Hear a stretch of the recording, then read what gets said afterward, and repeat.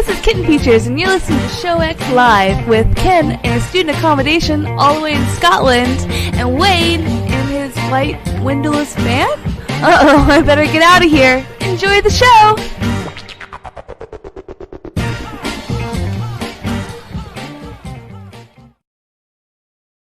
Good morning, everybody. How is it going? Welcome to the show. You're listening live at 2 p.m. Eastern, 7 p.m. GMT on Sunday, the 7th of July, 2019.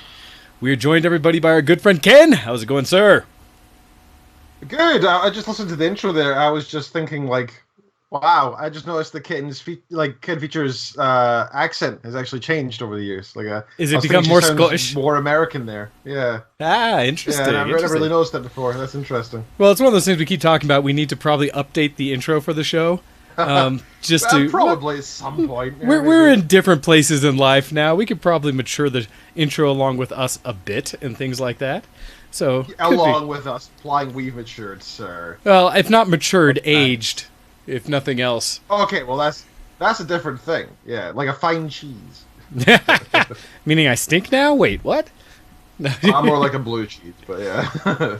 Yes, and good morning, everybody. It's good to see our chat rooms opening up as everybody's jumping in to catch the show live. Happy to see Kuro you there, as well as Wrath, and of course our good friend and always supporter, the original Copy. So great to see everybody in there with us today. It's funny, Ken, as I'm looking and realizing that today we are broadcasting on, what are we at, episode 397 for Show X.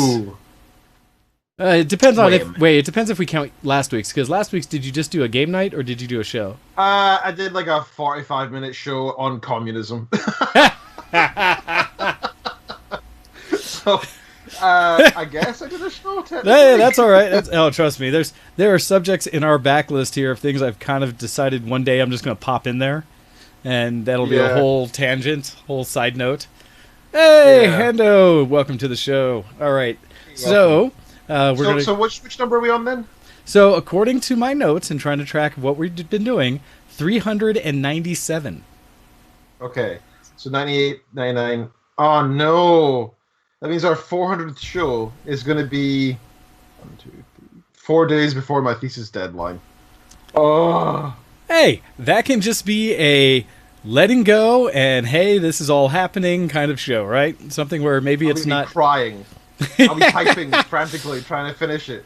Something you can enjoy at the same time. Enjoy the fact that we are doing our 400th episode at the same time going, but I'm not really here because. I believe, but Ken, you're going to be done in plenty of time. So instead, what you're going to be doing is you will have already completed everything. So you'll be sipping on a fine scotch just in celebration of not being able to wait till it's all submitted and done. You have very high expectations, sir. I just am hopeful for your success, sir. That's all it is. I believe you are capable. And so, hey. It looks like YouTube might actually be playing well today versus the last several weeks where the live show wouldn't kick on with the other ones. So that's good to see. Hey! Okay, that makes me happy. The last couple of weeks I've had to copy things manually over from Twitch to make it happen there, so that's good. And we know fine well there's only one good kind of copy. The original. And then, as they have Tom in there saying also he's about to sip on some fine mac and cheese. Sipping on mac and cheese? Sipping on mac and cheese, laid back with my controller in hand, and I guess for him it'd be Octopath Traveler to play. Alright, so we're going to go ahead and kick things off right away with a bit. Oh, whoops, that is the wrong button. With a bit of Dysfunctional Deviations. What have you been up to this week, Ken? I missed out on the stream last week as I was up doing silly things myself, which I'll get into, but how about yourself? Well, yeah, last week we talked, I talked mostly about whatever was, so first of all we started talking about the book that I was reading last week, which was Karl Marx, so why Karl Marx was right. Thus the conversation on communism.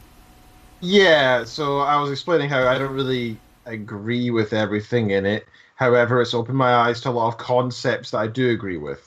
It's like anything, right? You should never accept anything at face value. You should pick and choose what you like from it, and make it your own. Any ideology should be that way, really. And if you find yourself, completely agreeing with a manifesto or with a series of rules, you're probably getting sold something, right? That's kind of the way I see it, anyway. But so yeah, we ended up talking about that, and it was a fairly interesting chat. Yeah, that was last week, really, entirely. It was a short show because I was feeling a little bit ill, and I was struggling to just do the show at all. So we devolved into a game night. But yeah, so this week, so let me even look. The only thing I can really talk about that's worth talking about, other than work stuff, is so I've had it's the 31st this month that my thesis is due, which means 1, 2, 3, 4 weeks minus 1, 2, 3, 4 days. So 3 weeks, 3 days is when my thesis is due. You got this. And yeah, I'm working like mad. The other thing I should really mention is that I'm supposed to be in Prague next week. So I might not be on the show. Okay. And in fact, please don't take this the wrong way, but I hope I'm not on the show because it'll mean I am in Prague. Gotcha. There's a good chance I won't be in Prague. So basically, the government has my passport, and they might not send it back in time for this trip.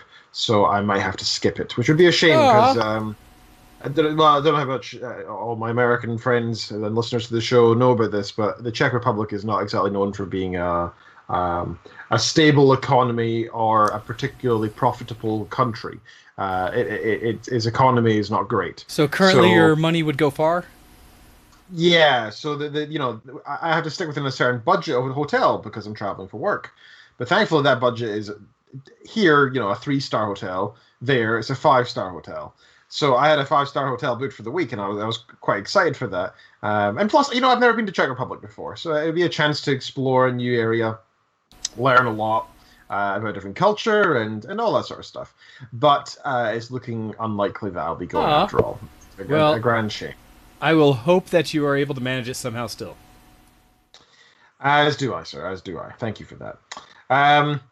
But we will see. If that doesn't go through, then so be it. I can be on the show, and that's also nice. The week after that, I've got a weekend planned with Kitten Features. We're going to go away to a log cabin type thing. It's not too far away from here, about a 45-minute drive away. But it's a bit. So the great thing about the city that I live in is, first of all, I say city. What that means is the Queen at one point said, yeah, you're a city. Why not? And now we're a city. And so there's various mechanisms in different countries as to what makes a city. Sometimes it's population. Sometimes it's the placement of significant religious buildings such as cathedrals. Other times it's having government buildings placed there. For us, the Queen just sort of pointed at us and went, why not? Yeah. So Stirling, my city, was also once the capital of Scotland a long time ago. So it probably does deserve to be called a city. But in terms of population size, we're pretty small. I think we're about 120,000. So it's for a city that's ridiculously small. We're also squished in between Edinburgh and Glasgow, which are both very much real cities. But surrounding Stirling otherwise is pretty much country land, villages, and just small towns. So you don't need to travel far to be in the wilderness. 45 minutes and you will be surrounded by hills and no sign of civilization. Just farms and fields and that's it. So we're going kind of in that direction in a couple weeks' time, and we're going to go and enjoy.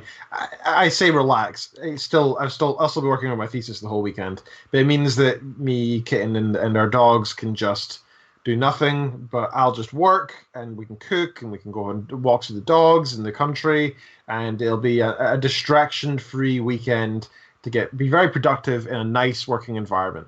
That's the plan anyway. We'll see how that all goes. If it turns out they've got crap Wi-Fi, I won't be able to do any work, and I'll be panicking. So we'll see how it goes.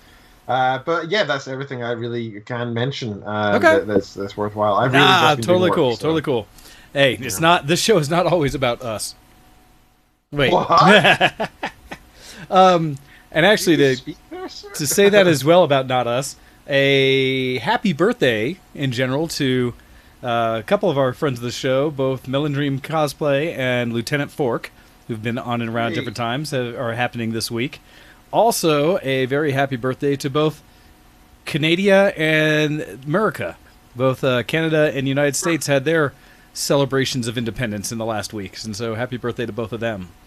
And with that, as I go into kind of what I've been up to and such, that's definitely one of the things I did. But first, I was going to talk about the whole reason I wasn't here last week, is that I ran off to Pikes Peak, one of the famous mountains here in Colorado, down in Colorado Springs, to witness the yearly running of the hill climb. And so the Pikes Peak Automotive Hill Climb, or Vehicle Hill Climb Race, so basically a rally stage hill climb that happens on Pikes Peak, is one of the, what was it? They've done it for over 100 years now, and in a couple of years will be the 100th annual race, or the 100th race of it, since they missed a couple of years in there. And so it is quite an old race for automotive type things. And it is one of the ones that it took me just this time to realize the significance of it, because there's a lot of things talked about how iconic the Pikes Peak Hill Climb is when it comes to rally races and stages. But when I compare it to other major events and races out there that people often will note, it is nearly the same distance and number of turns as the Nürburgring in Germany. Nothing to me. Can you? So okay. Yeah, the Germany's famous course that you can go race on in Nürburgring, the Nürburgring, has a similar length of the overall course, just over 12 miles, and similar number of corners that you have to traverse, which is over 100, and I think the Nürburgring is like 150 something, but which is famous because most race courses are lucky to go over maybe 2 miles in distance or length, let alone 12. And so it's quite significant, and because of that, every corner is unique. It's not like most tracks where you have the rhythm of every lap. It is one time through the course to get a lap. Right, that's the pretty whole distance, That's quite fun then. Yeah, which is as long as many races, but also what makes it such a challenging race. It starts at somewhere around 9,000 something feet and ends up over 14,000 feet in elevation, altitude, at the end of the race. So people have to tune their cars for navigating and maintaining power up into the lighter atmosphere with significantly less air, which is also really neat. For us to go check out the event, I actually went with my friends John, that I'd gone and visited in Japan, and Melon Dreams came with me that trip, so we kind of met up for this as well as his wife. They flew in from Florida to come check out the event. And I also didn't appreciate, because this is one of those things, because it happens in my backyard just here in Colorado, I don't appreciate how big it is on a world scale, because a good number of the competitors were from all over the world. And actually some of the people we set up with had driven in a large 15-passenger van up from Texas to come see the hill climb and then spend a week or so in Colorado. As well as people coming in from all over the world. Right? I've known that a bunch of Japanese manufacturers, owners of companies out in Japan, come out and race here along with some of the famous rally racers from that area, as well as just, again, all over the world, have traversed Pikes Peak at some place. So it is a really big deal. We had to get up there on the mountain. We got in line to get on the mountain about 12 or 12:30 in the morning, so midnight, 12:30. And basically, because what happens is the race starts the close of course and the race starts at 7 in the morning. And so everyone has to have already been situated on the mountain prior to that. And once you're up there, you're stuck. You don't come down until after the race, after it's all done. So we grabbed a bunch of, not camping gear, but like chairs, a cooler with snacks and drinks and things like that to go make our way up the mountain. Sat there. Then once we found our way up, we were trying to get off the picnic straight away, which is where we normally go, but ended up couldn't find the turn and too many people are in there already, so we kept going further up the mountain. Made it just below tree line, so we didn't go above the trees, but pretty high up there at the mandatory stop place that when you're coming down, it's a brake check place. But found real quick, like, oh, turn here. Got off and found parking where they were kind of ushering people in. So we got situated somewhere around 2 in the morning, where they started let us going up the mountain about 1:30 or 2. So somewhere 2:30 we got up on our spot, at which point we just closed everything down, leaned back as best we could in the chairs, and slept to prepare for the races. Got up somewhere around 7, or just before that, with everyone else around us, because not camping, but cars parked like in a parking lot. Everybody sleeping in their cars, waking up and getting going, and noise everywhere. and then got out and saw the first pace car, which was a new Acura RSX or NSX, one of the new NSXs. Sorry, what kind of car? A pace car? Acura. And so the pace car for any race is the car that first checks out the track. Kind of just does. It's not actually racing for time. It just goes up the track to kind of ensure that the course is ready for the actual race cars. And so they do a pace lap. In this case, it's a quick run up the track where it's going at a good clip, but it's not trying to set an official time. But seeing one of the new Acura NSXs raced out, go up like just wow, was really neat. Which is part of the fun, because it's like a rally stage where you're not seeing the entire track. You're only catching a moment in time of the race. So they have all the radios on and things like that where you're listening to commentators about what's going on up and down all over the overall course, and to prep yourself for when someone's coming up. Compared to previous years, they've changed the track significantly. It's now all paved.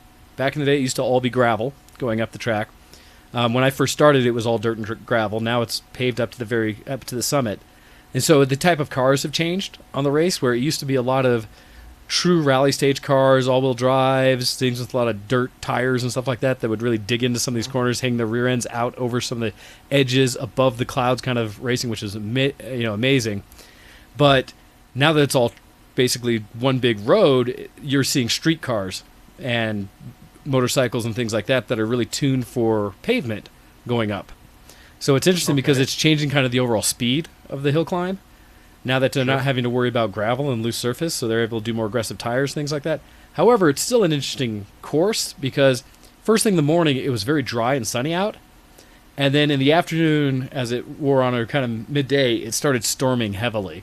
Because you're up on the mountains, and as soon as clouds came over, they would just dump rain and hail and things like that down. Sure. So it was really interesting to kind of watch the changing of the track conditions over the day.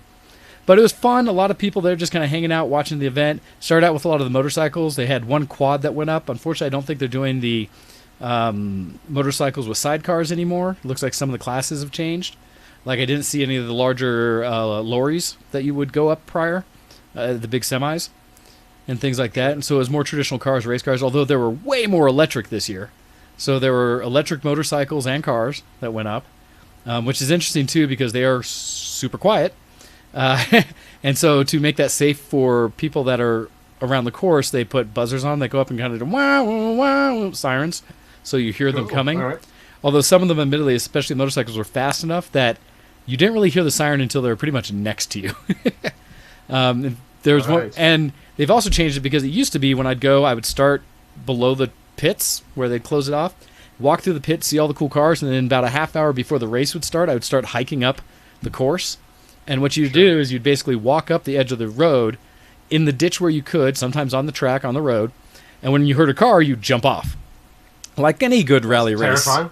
Well, if you've ever watched like traditional European races and stuff, you'll see people standing in the middle of the road to get photos as a car comes barreling towards them and then jump out of the way just in time for the car to go flying by. We never witnessed that at Pikes Peak, but you would have moments where you'd be on the track trying to either get to the other side of the road or to just make it easier to hike up at some points, and then you would jump off when a car came.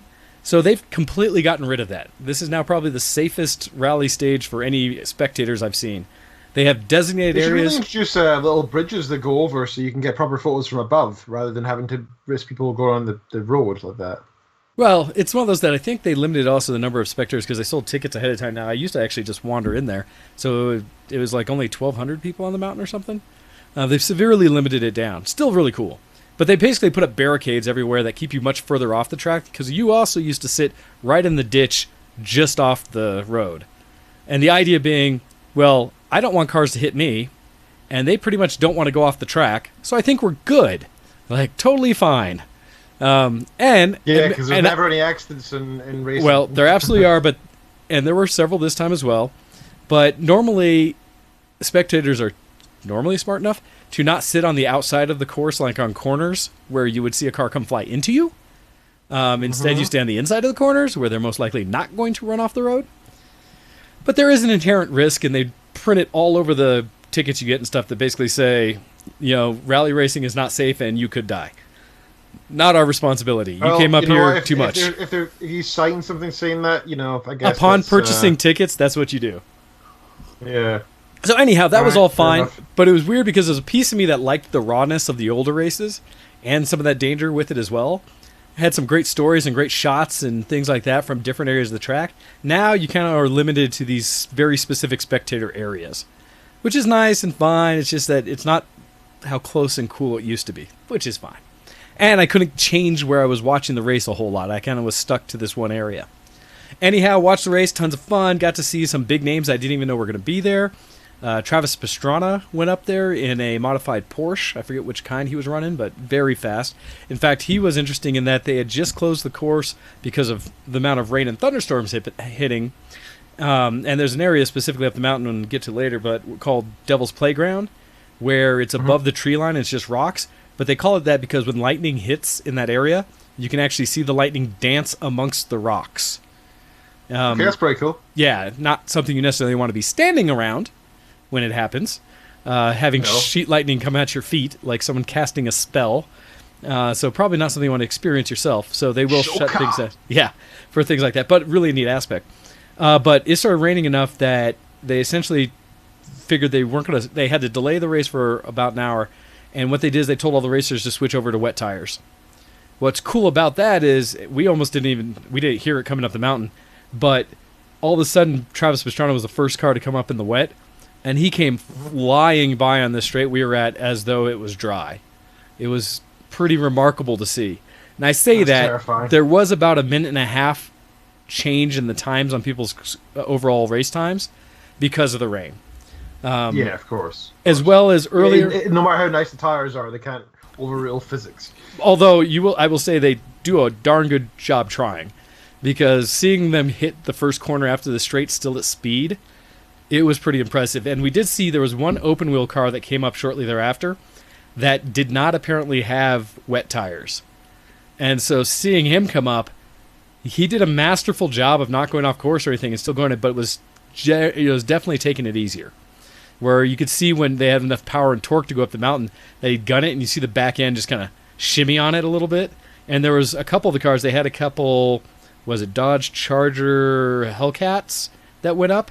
Okay. And they have so much torque, like the natural Hellcat is somewhere like 700 horse, something 800 foot-pounds of torque, that these race ones going up, even with wet tires, you could see them having to be a little more gentle on the throttle, because as they gunned it to get on the straightaway where we were at, you saw the back end shimmy once or twice, just that little bit. Right. Which is funny to me, because I also saw some people who had gotten closer to the course, even though people were trying to shepherd them off, that I was like, you are in a silly position, because as much as you think this is a straightaway so it's safe, if their rear end comes out from them because they're gunning it too hard, yeah, they can go in any direction. Yeah, you can go anywhere with that. So regardless, it was a 360 suddenly. Yeah, it was a fun time. I really enjoyed watching the race and everything like that. So just kind of throwing it out there. That was where I spent my last week. Wasn't here to show. Do have to throw out condolences because there was one racer who lost his life. The last motorcyclist going up who had 4 previous records on the mountain. Wow.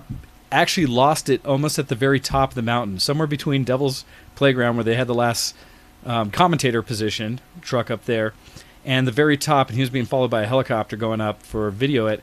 Some point up there, he went off and passed away, which people, it's a native part of the danger of anything we do. Sure, but at least he died doing what he loved, right? And a lot of people talked about that. It seems like nobody else was endangered by that as well. No, he passed away. It's tragic in the sense that he was a very skilled racer and maybe was pushing that much harder, tried to get another record.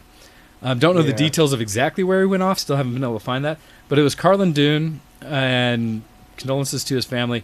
It's interesting, though, because I actually watched a thread on a discussion forum about the race where some person or a couple of people were just losing their mind talking about how dangerous the nature of that race is and how it should be banned.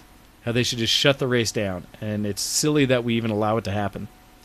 And it bothered me in this response to this that these people came up with, because when other people who came up and responded to them said, whoa, you do realize in the 100 years this race has been running, there have been 7 deaths on Pikes Peak.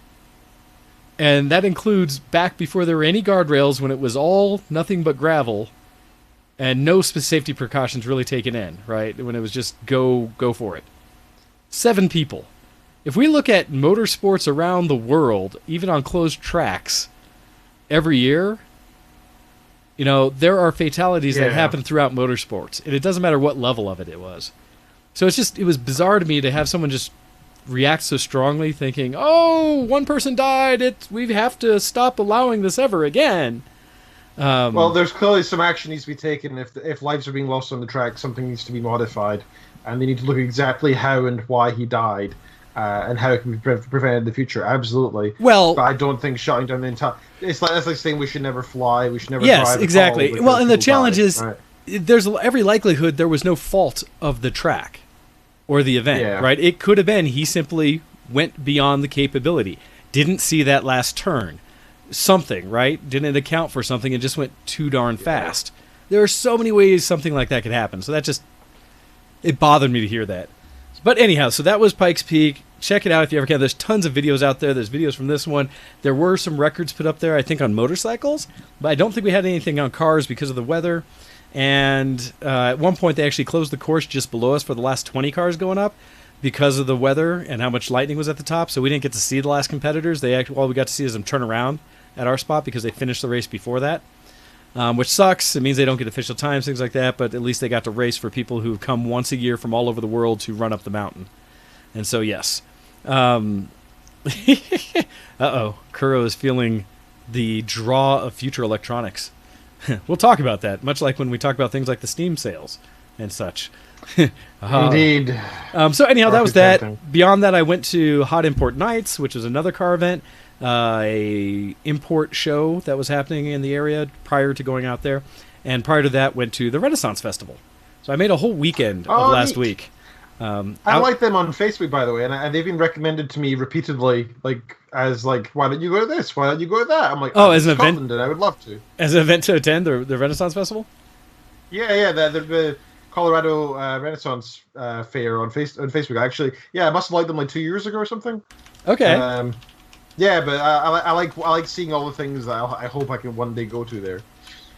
No, well, so it's actually funny. Well, also here in Colorado, we have a very large Scottish festival that we do up in the mountains. What's a Scottish festival? Well, so that's the thing. It's basically embracing a lot of the culture and things of the Highlands and stuff like that. And they have a festival where they do a lot of older, feats of strength, things like that. Basically, everyone's in a kilt. Cool. A lot of music and such other things. Food, all this. I haven't gone to one of those yet myself, but would love to see if they do have proper haggis and stuff to show out. I imagine they'll import that kind of thing, but I also imagine there'll be a price tag associated with that. Well, I figure we probably can get the essentially the same meats. It's just a matter of prepping and making it correctly. It's not the same if it's not from the Highlands of Scotland, though, is it? It could be close enough.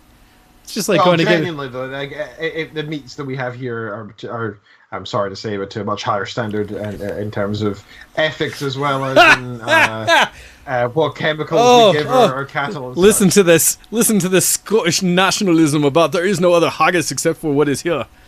Listen to that. Genuinely, it will taste different if you're feeding the cows on if it's not properly grass fed or something like that. Yes, I agree. But I just like that need to defend that is what is properly yours. Well, you said that it's going to be real haggis. It's like, that's like saying that you can have real champagne that's not from France. You can't. You can have a lot of imitation champagne. But you can't have champagne unless it's from France. I mean, by official name, I would suppose, but it could be essentially the same alcohol and taste almost the exact same. Let's see, what else is going on? Anyhow, so that's all kind of stuff that's around here. So if you ever do get the chance to come out, Ken, and I still need you to come visit this way sometime. I really want to. Whenever I look for jobs, I do a tertiary glance over Colorado as well to see what there is. See, if you'd be willing to give up your Scottish nationalism and become a U.S. citizen, I could totally get you a job. That's an easy thing to do. It's actually not that hard. I could get you into so many jobs here. Yeah, but it's also getting into a job that I want. That's fair. I mean, mine is just, makes good money, but at the same time, somewhat of selling soul, regardless. All right, that's an aside. Yeah. I very much want to stay in research. So again, if everybody has any American-based AI research jobs, give me a shout. It's got to be something we can find. Let's see. Other than that, 4th of July, we had fireworks and things like that, of course, because we need to blow things up in America. Makes us feel good. Yeah. Granted, I think most countries do fireworks for various occasions, so it's nothing special to us. It was nice, though. The Here, other thing that was particularly newsworthy from all the way out here from the U.S. was Trump's how much did he spend? $2 million that he spent on fireworks? also, certain cities have pretty massive displays, and having a couple million is a big deal. I think overall, they said the U.S. as a whole spent somewhere in the range of $1 billion on fireworks around the U.S. Mad. Well, it doesn't overly surprise me because, one, the U.S. is massive, so imagine if all of Europe threw a celebration the same night. Think of how much, like, New Year's Eve, right? Is probably the easiest way to convert it. How many fireworks are probably exploded on New Year's Eve across all of Europe? This is true. And that's a way to equate it, because here we have such big laid out areas. It's not like just Colorado had a fireworks display, right?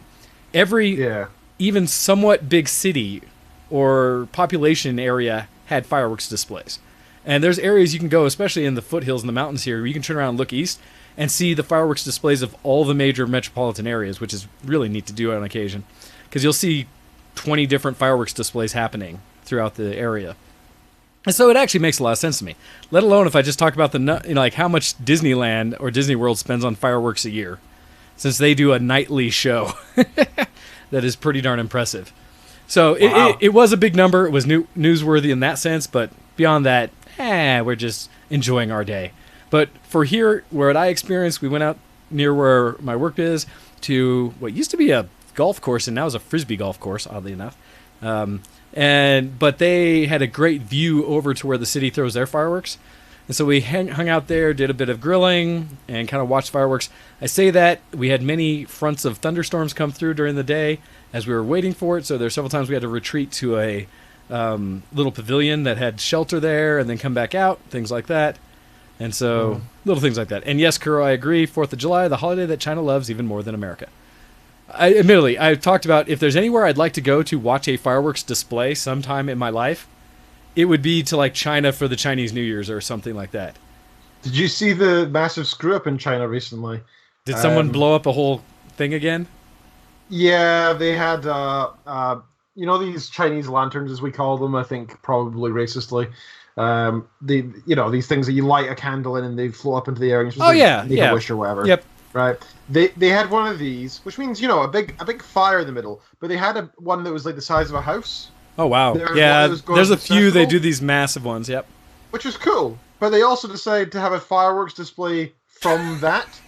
So as you can imagine, what happened 10 feet off the ground, the whole thing just explodes. Oh no! And people were running for their life. I don't think anybody was killed, but it was extremely dangerous. Yes. Oh gosh, that's ridiculous. But yeah, so that happened as well. Tons of fun there. I actually spent probably in the last 2 weekends, I've spent more time outdoors enjoying things than I have in months. Weekends last week doing things. This weekend for 4th, I had events leading up to the 4th, on the 4th, after the 4th, things like that. And then last night hung out with John and Beck Wasick in their backyard with a fire pit roasting marshmallows for s'mores. So have been outdoors multiple times this weekend. It was kind of nice, actually, getting me out of the house. So that was wonderful. Yeah, that's good. Make the most of the nice weather while it's there. Yes, exactly. Let's see. And then, so that, good time, America, all that funness. So outside of that, well, and I have two ends of it, because part of me really hates the word America. Hate the concatenation of it down to what is basically the most hick rendition of what America stands for. Yeah, but I think more people now use it as a mocking of the people who originally used it. Well, and that's the thing. I think there's a point now where it's not nearly as bad, but there was a time when I despised hearing it because I felt the connotation that came with it was just a base level of looking at what the ideals of America really are, kind of distilled down to some of my opinion, the worst aspects of some of the things we do. So I was never a fan of that, but yeah, America. And so in Kuro, I would say it's kind of something that has taken on different meanings over time. And I don't know officially what it stands at today, but it doesn't hurt my brain as bad as it used to. All right, aside from all that, other just dysfunctional deviation stuff and things to throw out to you guys to get your opinions on or hopefully maybe see, I am in the process of, I've been binging a lot of series and shows lately. I finished up Jessica Jones Season 3 on Netflix. Oh, nice. What'd you think of it? I enjoyed it. It's something where I heard some various people at different chats talking about they weren't as impressed or happy with it.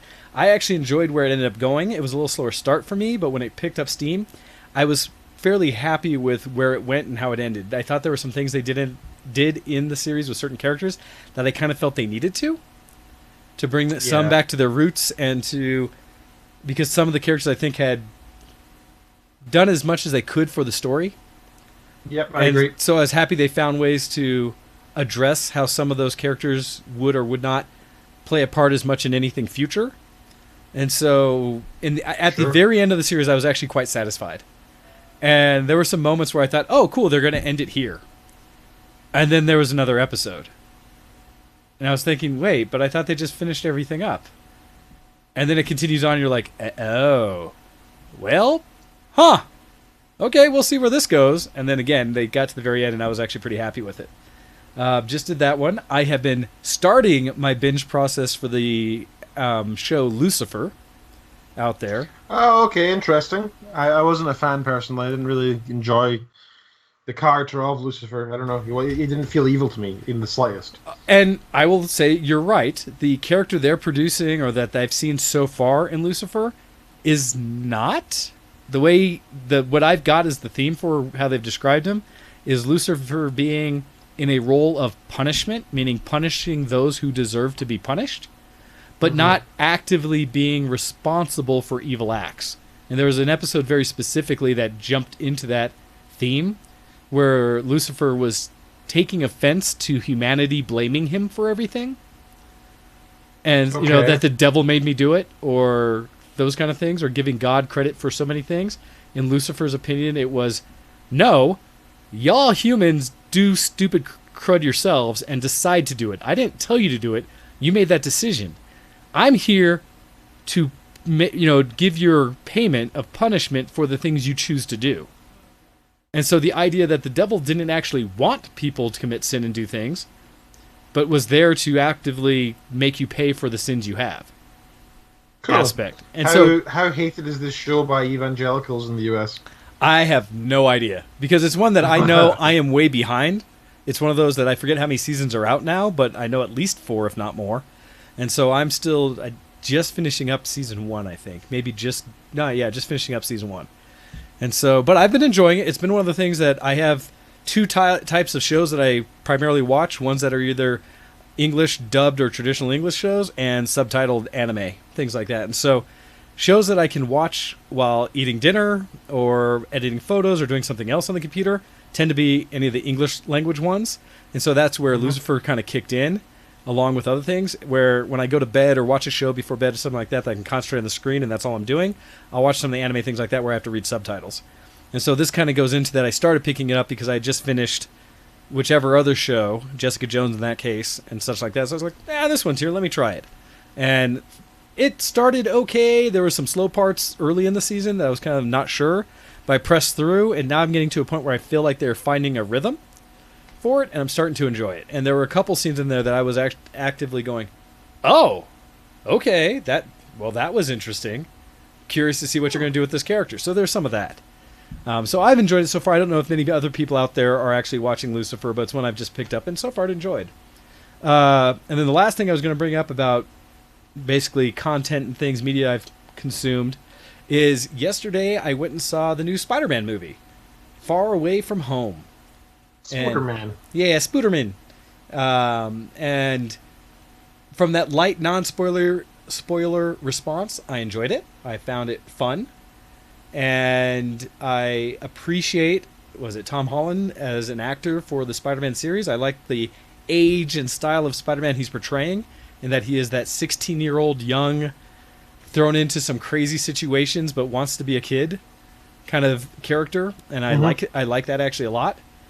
And so I appreciated what they did with that. I also appreciated what they did with the other characters involved in it, because for anyone who's seen the trailer from it, it involves as one of the main characters Mysterio, which is from the Spider-Man comics forever, one of those in the Spider-Man comics villains that came up through. And so I appreciated kind of what they did with that character in the story and kind of where the plot went. I will tell people of this movie make sure, as an MCU fan type thing, to stay through the credits for the 2 credit scenes. I heard of this, yep. They have one that is kind of right after the credit scene, and then they have one at the very end credit scene. And so stay for both. They both, each one on its own direction, says something that's a cap on what you just saw in the movie and what's going on in the overall MCU. And both of them lead to, in my opinion, some discussions or thoughts about what comes next, which I did like. Neat. And it's also one of the That's things, fun. for people who hadn't, it's one of those that, by this point, you should have seen Endgame, because if this is absolutely after Endgame, and speaks to a lot of the things that happened because of Endgame. It sets the pace for so many of the things that happened in this movie. So make sure you have seen it before you see the new Spider-Man, or you may be confused, and you'd be spoiling a lot of things that you would want to enjoy in Endgame. So yeah, well, it only makes sense, right? It's part of that universe, and it came after that film. So yeah, that is sensible. Yeah. So that's all good and fun, and I enjoyed it. I also saw some people who didn't like it, but I haven't seen their whys yet, the specifics of what they didn't like. I was a bit surprised because my cousin and I were both laughing our heads off and generally enjoying most of the scenes in the movie. So we'll see. I've really enjoyed the actor, and what am I saying? I've loved everything to do with Avengers so far, so well, and I'm probably going to love it. It's one of those that I think Tom does his place. I have a challenge with the whole Spider-Man series, differently than I have a challenge with like the X-Men franchise and what they've been doing, is that I have enjoyed the actors playing each of the Spider-Men that have come out in the live-action movies. I've enjoyed each one of them, and I have been happy to think, oh, there's going to be another movie with this actor. There wasn't a single one that I said, nope, this guy's terrible, I don't want to see him portray Spider-Man ever again. I liked them all, and so it was always a bit jarring for me when they made those changes and basically rebooted the series so many times, even though they basically did that to maintain rights. Yeah, I severely disliked a lot of the Spider-Mans that have come out in the past. Not necessarily the actors portraying them, but the not all the movies were great. Yeah, not all the movies were wonderful, but like from Tobey, right? I thought Tobey did a wonderful... I loved him, yeah. Like initial transition, the story of Peter Parker getting Spider-Man's powers. I thought he did great with that. I thought the direction and writing of this book of the movies did a downward trend, and into 3, which was a travesty with the third Spider-Man. Absolutely, I think that was just, they tried to do too much, and just I think it was too tropey as well. Like it was like clearly they were just following set paths of how films work, and that always annoys me. Whereas I feel like the Avengers are very kind of, well thought out. They set their own pace. Well, the Avengers, you can tell they have a plan going forward. With Spider-Man 3 especially, it showed that they wanted to try to tease or bring in all these elements of the Spider-Man universe into one movie, and they overloaded it. And because they overloaded it, you got a crap movie out of it. And so that was one of those. And then it's hard for me to remember like the specific other 2 Spider-Men that came out in between or after those, what I didn't like. I know I liked the overall storyline and what they were starting to do with Sinister Six in one of them. That was coming through, where they showed whether they had the Rhino and they had one of the better what was the other characters in? Was it Green Goblin and such, or Hobgoblin? I forget which one that they had that I thought was actually one of the better renditions that I've seen in some, and so I was hoping they would go more with that. But this one currently I'm appreciative because it definitely has that Marvel taint on it, the Disney Marvel, which I think really brings it up to the quality of so many of the other movies that are coming through. So we'll see what comes out next, but I enjoyed it. And I think that's kind of all I wanted to say so far for the general, what was going on with things. So I think it's appropriate for us to switch over and look at what's been going on with Geek, with a little bit of... I'm a geek. Are you a geek? Geek cred, level up! So do you have any... I know you're busy, Ken. Anything that's been a little more geeky this week? I do, actually, yeah. So, a couple of things. First of all, whenever I eat dinner or I find myself waiting in the car for 5 minutes or whatever, I tend to put on a TV show. And what I've been watching for the past couple of months now, I've been rewatching Breaking Bad, and thoroughly enjoying doing this as well. And I'm happy to say I finished it. Well, actually, I haven't finished it. I've got 10 minutes left on the last episode. But, most of what is going to happen has happened. I gotta say, I totally forgot about all the stuff that happens in the last season. I just sort of thought of... Okay, some spoilers here. Well, you say this because I have still not seen Breaking Bad. What? Oh my god! I've seen No, you're fine because spoil it. it's come out so much time. It's way past its end date for that. I only No, say that dude, because I still don't wanna ruin it for you. I've watched all of It's so season good. 1, and I've started part of season 2, and that's as far as I ever made it into the series. Just like I never watched all of what was the show about the guy, the serial killer? Dexter. Yeah, Dexter. I never watched all of Dexter. I got all of like season 1 and most of season 2, if not all of season 2, and that's kind of somewhere there fell off. So I have a similar challenge with both. So don't limit based on me. No, I will because I sincerely hope that you watch it one day and enjoy it because I'm pretty sure you will. Oh, I still would. enjoy it. But regardless of that, okay. So Breaking Bad, you're enjoying going back through it again. I know a ton of people who absolutely love it. Oh yeah, it's just one of the best TV shows of all time. It's stellar acting, like you feel it. It's very very good, and I don't know. I the last time I watched it, I walked away thinking the main character was just kind of a badass, and that was that. I guess I didn't give it the emotional credence and the psychological profile that it gave the main character, and in that he has this kind of Jekyll and Hyde thing going on, even in the last episode, but you see the turmoil between the two sides more and more as time goes on. It's just a fantastic series. And I just totally forgot what happens in the last episode, and all of it's come as a shock to me again, and it was well worth watching again. If anybody who's originally watched Breaking Bad, it has been, like 8 years since it came out, 7 years since the last episode. So, if you rewatch it, you won't feel like you're, seeing it something. You won't be quoting lyrics back to it, with the lyrics, the script back to it. You will see it as something of a new thing again. Gotcha. Other than that, I've been doing a lot of effective reading through audiobooks. So I was reading that was Karl Marx Right, and I finished that last week. And in the week since then, I've been reading an 8-hour novel, which was called Brand New World, released in 1932. Wow. And the premise of this novel, for those who have people have talked about this so far. I haven't met anybody yet who's read this novel, but I've seen people who've seen the film. I actually didn't even realize there was a film. The basic premise of this is it's the sort of 1932 British outlook on what would happen if a couple hundred years down the line we adopted a very socialist, controlling utopia / dystopia outlook on society, and it's very interesting how it's introduced and how it works. So the rules of the world and such like that, what they bring it up as what might exist, as well as as well as the technologies that would work. So there's a few interesting parts that I feel like I really need to go read other people's views on this because I really want to hear what other people think about this as well. So there was some. Let me give it a general synopsis. The book starts off with this overview, introductory chapter of how the world kind of is in the world of a bottling factory, and what a bottling factory is effectively humanity no longer procreates. It's now effectively clones. Okay.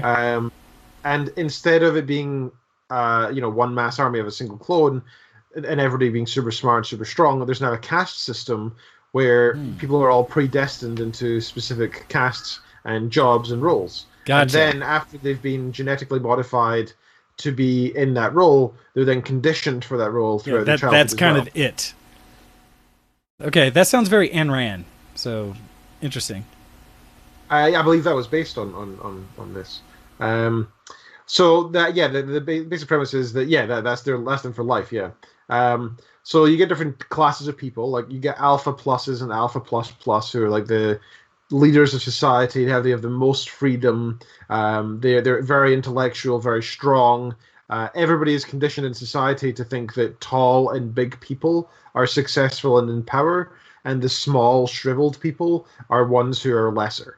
And because of their genetics, they make sure that the ones who are smaller and shriveled are the factory workers, the cleaners, and they also shrink their brains by putting alcohol into their fetal solutions when they're being grown into their test tubes and such.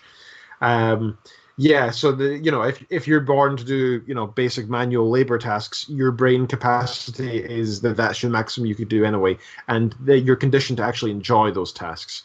So it's not a case of like you're a slave. It's a case of if you tried to do anything else, you would be confused and Yeah, scared. you wouldn't be sure what to do with yourself. You're literally only happy doing the labor. Yep. It's a weird dystopic but kind of utopic society, because in the end everybody's happy. And they basically fill up this void of emotion where you might feel anger or turmoil in various mechanisms through conditioning and drugs. So during everybody's childhood, they do a death conditioning course for 6 to 8 months or so, where basically they go to this hospital where everybody dies, and they get to see people die.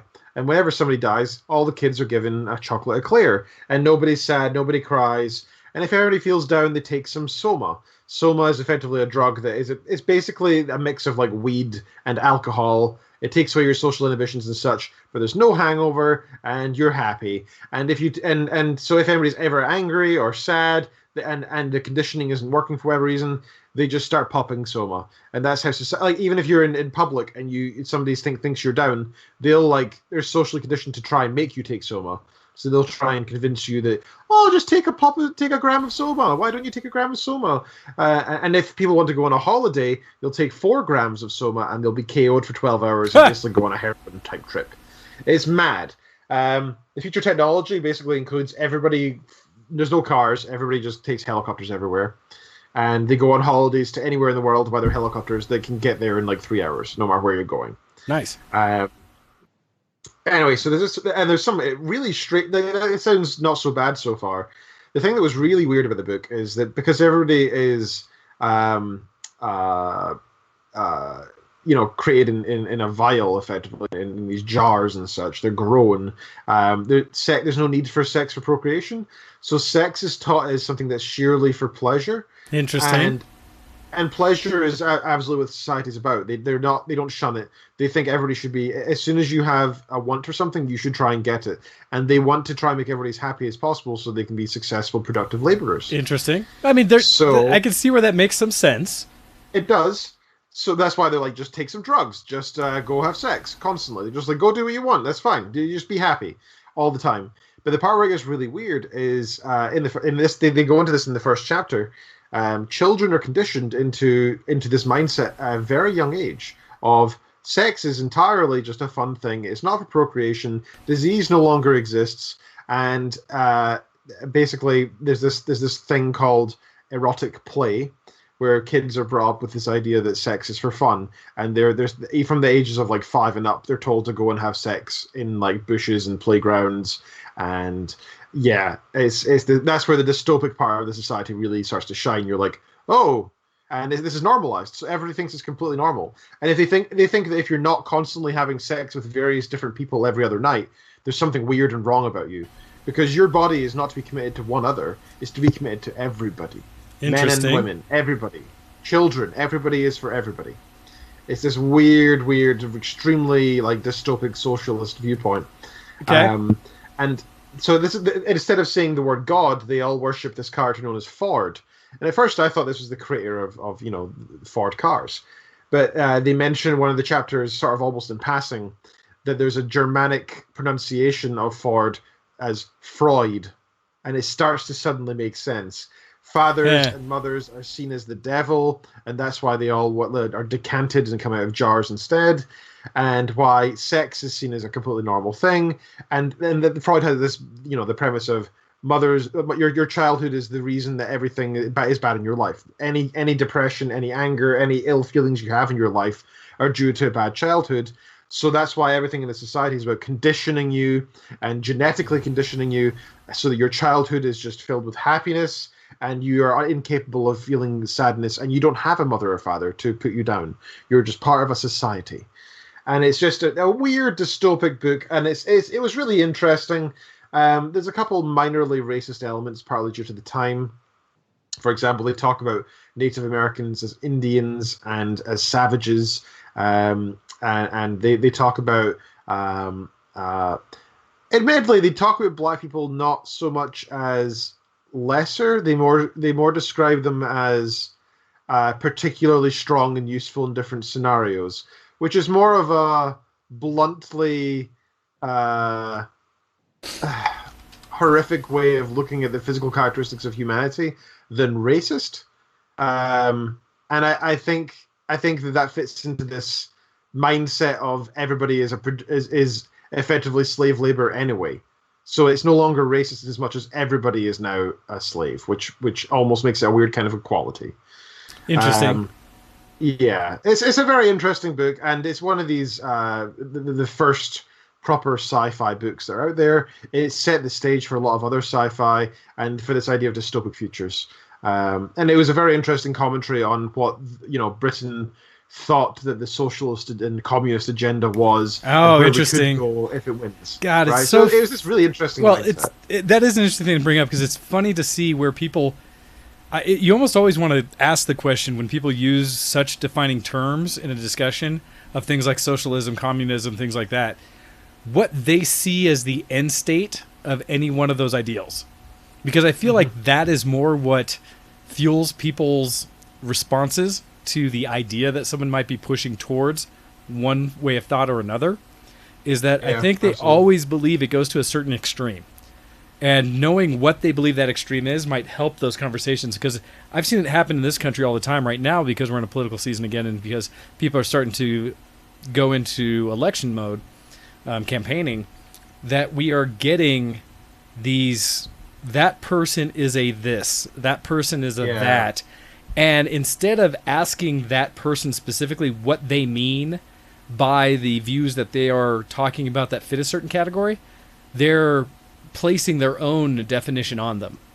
And that Absolutely, I unfortunately believe they do that as a way, and this is one of my big problems with the way politics are happening right now, at least in the United States, is that you run into a place where people do a lot of things that are dismissive of things they don't agree with. And I think they do it as a strategy. It is a lot easier to just find a way to use language or something to dismiss an ideal completely than it is to think about what are the good and bad of that, and maybe there are aspects of something that might actually be worthwhile, regardless of what your thoughts are or what you would overall consider your belief. And it sucks. I agree completely. We categorize people into boxes because it is an easier way to think of groups of people, because we're quite simple beings. We need to categorize, and that's fine, so long as we recognize that we're categorizing, and there is a simplification for temporary means only, so long as we understand that can then be unboxed and reveal a whole hidden set of characteristics, and they're not actually that well lumped together after all. Yeah, right? that might be a basis, but to realize that that's not the end state, that's not the answer. That you can't... yeah, exactly. Because I will constantly throw out there, I think the biggest thing we're losing, at least in the United States, is the ability to have well thought out and exercised discussions. Something where you can share ideas that aren't in line with each other and walk away with the conversation enlightened in some way, or at least understanding better why or how certain people think certain things, not necessarily trying to ever change one person's opinion or another, just learning more and letting that simmer for yourself and maybe come up with your own conclusions. But instead we're, I think, in a state where it is seen that you have to win any interaction you have, and thus there is only one good outcome. And so I find people tend to do more bullying themselves through conversations versus having a conversation. They more are just dictating or telling and not really listening to the other sides. And that bothers me, because I think that's really the challenge that we're running into here in the United States when it comes to any discussions about different ideals or ways of doing things. And there's Wayne's soapbox for the moment. Let's get into things, but in general. But no, that's all fair points. Yeah, absolutely. So anyway, I read that novel, and it was very interesting, and it's one of those books that I've had on my wish list for some time as a sort of must read, because it's something that, and that's what I'm trying to do. I'm trying to slowly. I've got two challenges for myself. One is this year I want to get through 25 books, or 24 books, I think. And my next challenge is that I want to just read through a wish list of must reads. I want to get through the things that say I have a good basis in sci-fi because I have read these books. I have a good basis in fantasy. I have read these books, and I want to do that for most genres, apart from like French or Spanish or stuff. But it's genres that I can sensibly actually and are somewhat accessible to me. So I'm looking for suggestions that are not just fantasy and sci-fi and geekery, but of literature works that should be read, like Catcher in the Rye, like 1984, stuff like that. So I've got a Goodreads account and I've been adding to it. And I just started today to read The Forge of God by Greg Bear, which was recommended to me by a office mate of mine as a nice fantasy book. And so far I'm thoroughly enjoying it. It's I'm only about 4 or 5 chapters in, but I really like the setting of this book. It's really quite nice, and I'll touch more on it next week. Okay. I'm 10 out of 24 books through my reading challenge so far, so I've got 14 more to go for the rest of this year. Considering I end my PhD this month, I imagine I'm going to start reading a heck of a lot more at the end of this month. So let me read a couple of things I've added to my to read my wish list. I've got 21 books in there. I won't go through them all, but included are all the rest of the Dresden Files. So I've not finished all those yet. I've only gone up to book number 8. So I've still got to do 9 through 15. Okay. So I look forward to returning to that. It's not that I wasn't enjoying it. It's just that after 8 books, I felt like I wanted a change of scenery of books because I was just getting too far down a single thing. I like to have multiple series on the go, ideally. I want to read Life of Pi because I really enjoyed the movie, and apparently the book's a lot better. Okay. I want to read Magician, the Magician Apprentice. That was recommended by Roxy. I'd like to give that a shot as a fantasy book. I would like to read the Dark Elf Trilogy. This was recommended to me by an Icelandic friend of mine, funnily enough. Oh, I'll recommend that one. Oh, really? That good? Well, it's Ari Salvatore. It's talking about it's what started, Drizzt Stewart and all these things that come out that, yeah, I'm a big fan. Great. Okay, cool. That's good to hear. I won't describe each one, but I'll just read off some titles. Off to Be the Wizard, Idlewild. I think that one was also by Roxy, actually. Assassin's Apprentice. Some 40 Tales from the Afterlife. This is a philosophy book I was recommended by a very religious friend of mine who knows my views on religion and specifically said this is not a religious book, but this changed my way of thinking about the afterlife, and I hope it does for you too. So I said that's fantastic. I'd love to read books that change your mindset. Hell yeah, that's an awesome idea. Something that makes an impression upon me and improves my mindset. Yeah, I'm all for that. I want to read Meditations by Marcus Aurelius, the original Stoic, or at least the most well known. The Republic by Plato. Speaking of philosophy, I think that's a very important thing to read. Everybody should read, along with Beyond Good and Evil by Nietzsche, Friedrich Nietzsche. Again, another philosopher who is well known for his nihilism, and that's our branch of philosophy. The Brain, The Story of You. Winged Victory by V.M. Yeats. This is a story by a pilot in World War I believe, and this is written in the 1930s or 1940s as well, I think. And I have never read military books in my life. Like I've never read a book by somebody who was in the military and full of graphic detail of the real gore and violence and actual military facts and almost a non-fiction fiction. I've never really read anything like that, so I think this is going to be an entryway into a new genre of literature for me. Catch-22 I've never read, so I added that one today. And a very surprising one, Mein Kampf, because I think from what I actually quite interesting. I looked at the reviews for it on Goodreads, and it's quite funny. It's got 3 stars. It's got 3 out of 5 stars. Some people liked it, some people didn't, which is kind of an amusing thing. I want to read it because it's written by somebody who had for good and for I'd say for good or for evil, but clearly one of the most evil men of our entire history. He made a big impression on history, right? He did. Nobody can deny that. And I would like to have an insight into what he was thinking.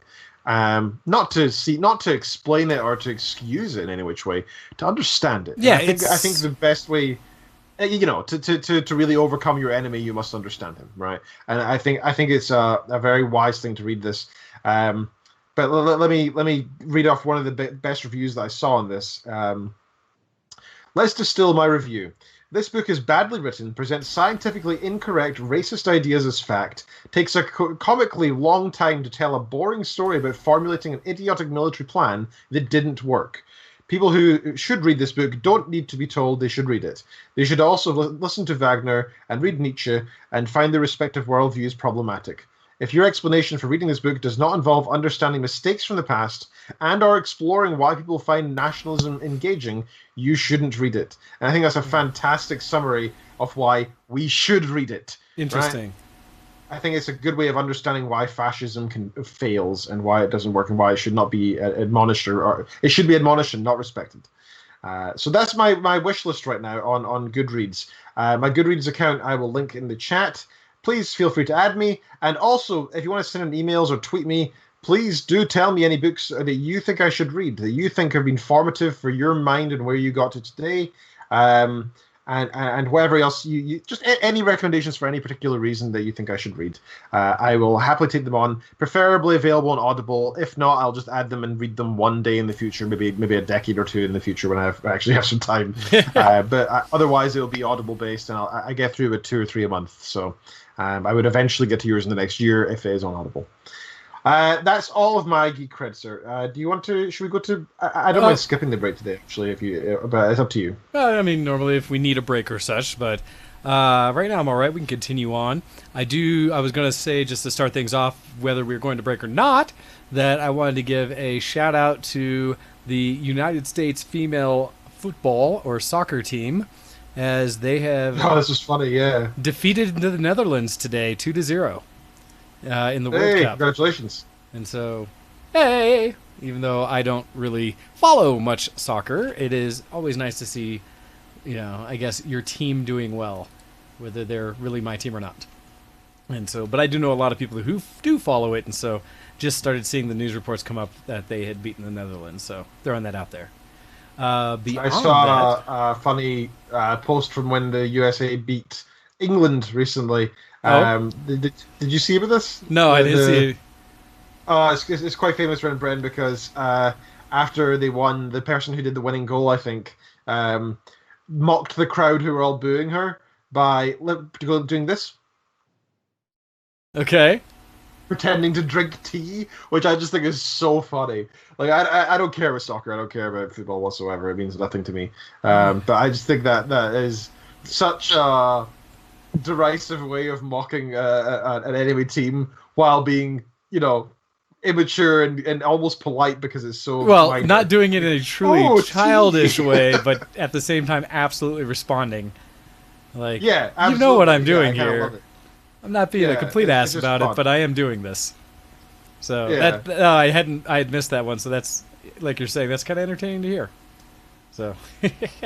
All right, well, then we will continue in, unless anybody else out there needs a break. If so, run and take it now. But continuing into my geek cred for the week, what do I have in here? I was looking about a little bit of the gaming I've been doing. Not a ton. I still have been struggling to sit down to play a lot of games. But I had run around, in fact, today, out and about doing some Pokemon Go, where I actually want to go raid, but I haven't found a group or anything posted today, because they have Mewtwo out in the raids again, and this one being an armored version. And so one of those rarities that I want to see, and I'm kind of curious to get. Beyond that, I have picked up a couple things in the Steam sale. Not much. I've been mostly good. But one of the things I picked up just because it was under $10 was the second release of Project Cars 2. Which I've got that on my wish list, actually. Yeah, so it's very pretty. Yeah, very pretty game, and I had one. Played a bit of one, and so I saw 2 for as cheap as it is and thought this is a group that I'd been supportive of for quite some time because I love racing games, and it was nice to see a new company come out there and provide a whole new experience for racing games than what's been the traditional every same time. And it was nice to get something that was initially designed for the benefit of the PC versus the consoles, as well as being something that I prefer more common cars and not just F1 or things like that. It's more my race style and more true to what I would experience and enjoy. And so I played it just for a bit, but have enjoyed it so far and look forward to putting more time into it. I was actually quite impressed because I have been jonesing of late for new hardware in my computer. But at the same time, I have done some responsible checking and comparisons against other things out there to realize my computer is plenty fine, and I don't need to upgrade anything, as I am running an Intel 6850K, I am running 32 gigs of memory, I am running a NVIDIA 1080 normal, not TI, but normal 1080 card, and solid state drives for all my main drives and stuff like that. And so my computer performs very well for pretty much any game out there. And I was just playing, when I loaded up Project Cars 2, by default it loaded up in 4K on my monitor and played really solid, where I probably not a solid 60 frames per second, but very playable, over 30, and very playable at 4K. And then I went back in and actually cranked the settings to maximum on all settings at 4K in it, and still plays very nice. And so I'm sitting there like, yeah, I don't really need anything new, but it's nice. And Kuro, interesting to see. I know it's in that time frame. I'm expecting more and more of the reviews to first come out here for the new Ryzen chips from AMD, the 12 cores, to see where they really line up. Because it's nice to see that AMD is finally in the position to start offering competition again. Because we've had it now where people who have been supporters, in the sense of, I would argue, more fanboy than just who's giving my best dollar performance for what I'm trying to build, have been screaming for AMD to be recognized as being, doing very well in the market again. And they kept getting close, like almost with the last several cards or chips, and most recently like with Threadripper and things like that, where they started getting even closer and closer. But it was kind of dependent on what activity you were doing. It wasn't necessarily across the board. It was very much like if you were doing highly threaded things, then yes, Threadripper had some really solid places where it was better than Intel, especially at the cost. And so it's nice that it seems to be now, to some level of, regardless of your fandom, showing that AMD is producing some really solid outputs. And so it'll be curious to see. I haven't yet seen the reviews. I've seen a lot of the speculation and kind of initial talks, but it'll be interesting to see, especially what's interesting in this time frame, because this is still CPU stuff, that it all depends on what your activity is, what you're doing. What is your normal use case for your computer? Because we're in a state today where very few games are CPU constrained. I think almost everything is at the point now where it's really the GPU that matters most. Very few things are RAM constrained. Very few things now, once you get an SSD, are hard drive constrained. I think you're mostly running into it in the video card market. And so it's also going to be interesting to see this war that's coming up here, what's going to happen with the latest AMD video cards coming out, because NVIDIA has just released their new super clocked versions of the 20 series cards, which is, a lot of people argue, directly to take away some of the thunder for what AMD is about to put out there, and to show that they're still doing their part for performance. Because I think across the board, the first performance numbers I've seen for the new super cards from NVIDIA have been about a 15% jump from what they replaced for the same price as what they replaced. Because what they are doing is they're not just introducing those cards and continuing it, they're actually phasing out or stopping to sell the non-super versions of those same numbered cards. So it'll be interesting to see how this plays out for our cost performance argument going forward. No, that's good to hear, Kuro. I will do some more looking, because I actually have been waiting to start seeing more of the reviews come in.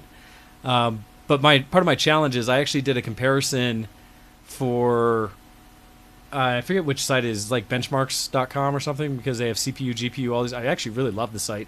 It has benchmarks from all these different hardware systems, the specific chips, and allows you to compare them versus each other, and shows where their pricing and performance and like features are, to do a true comparison between them. In my opinion, one of the better ones out there. And I did a comparison with my 6850K to the latest Intel 9900K.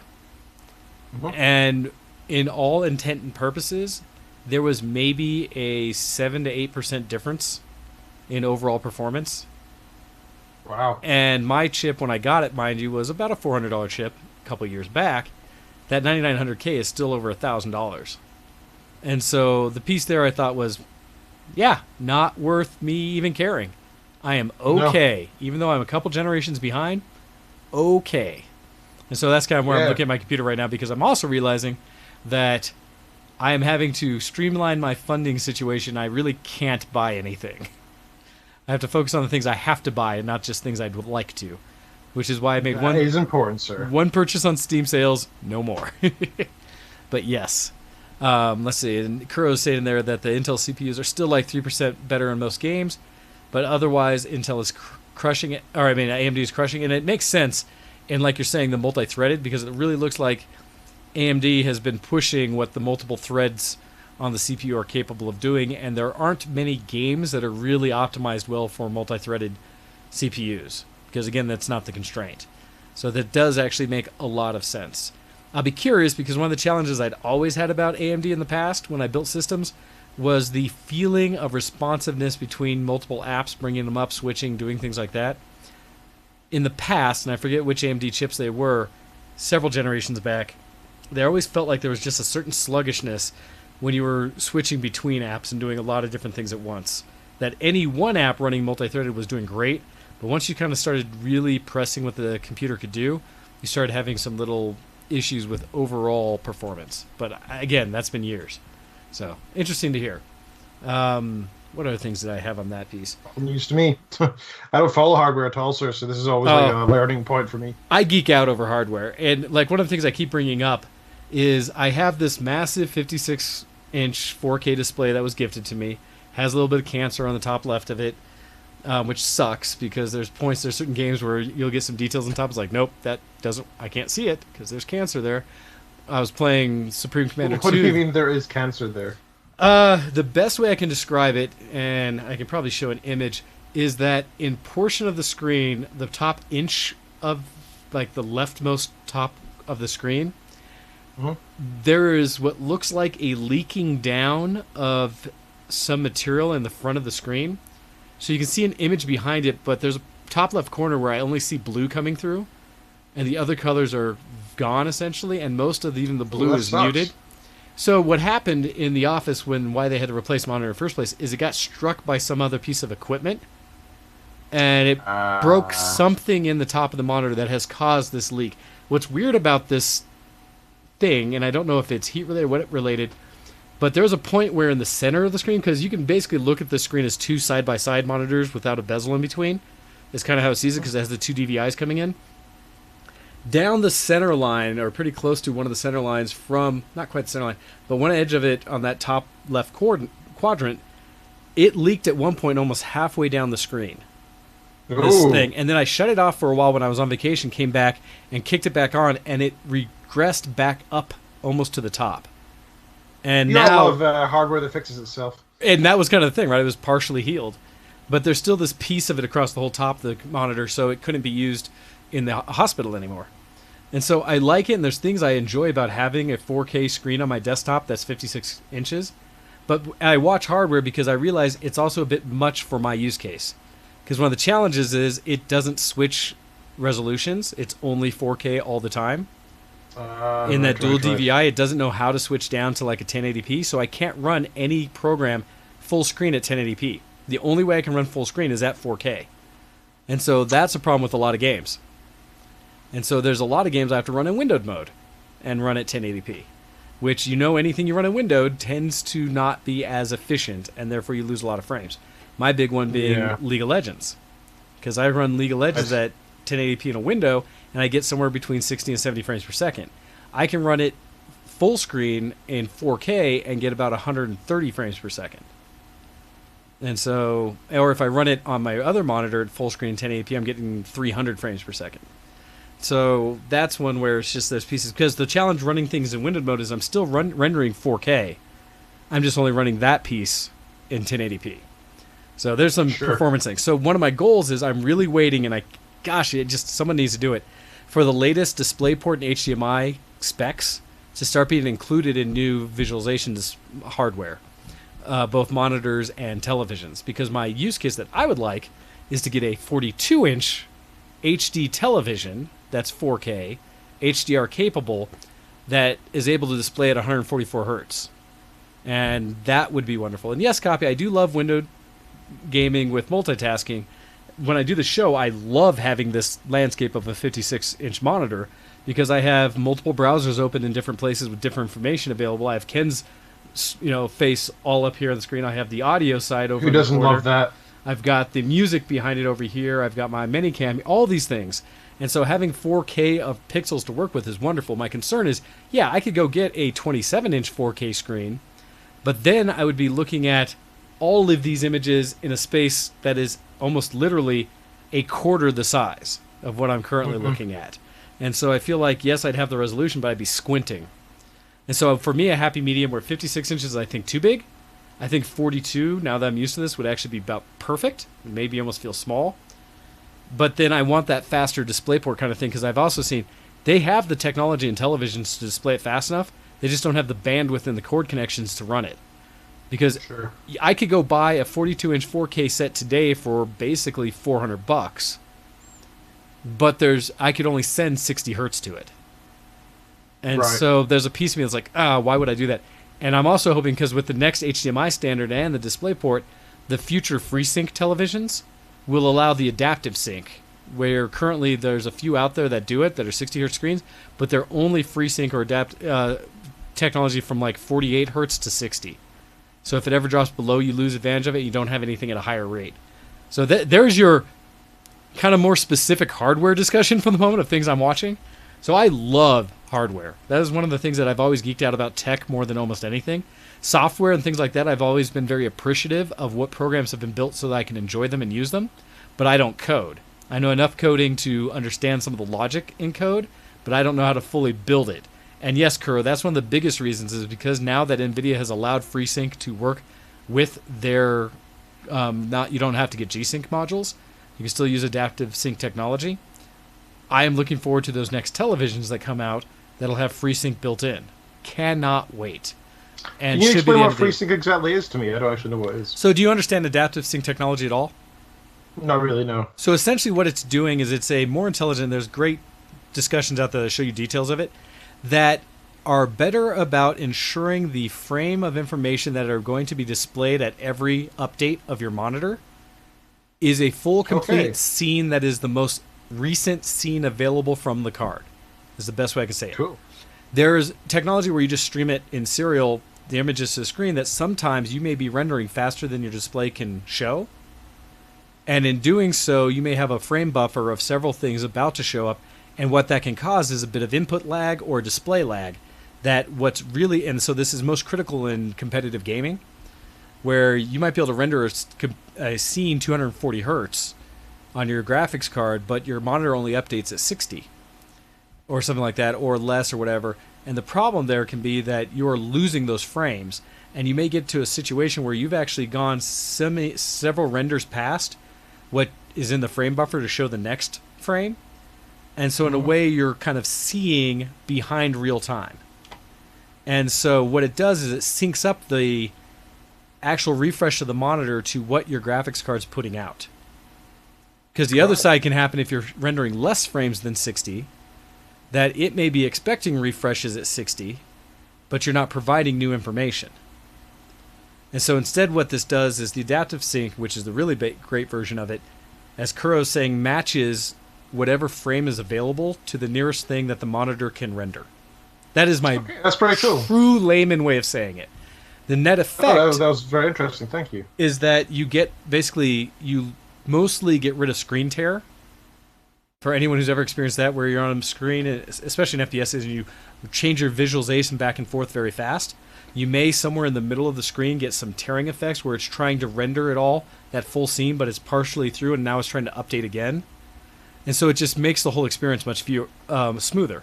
Especially on, as Kuro's saying, when your FPS drops, you start losing frames.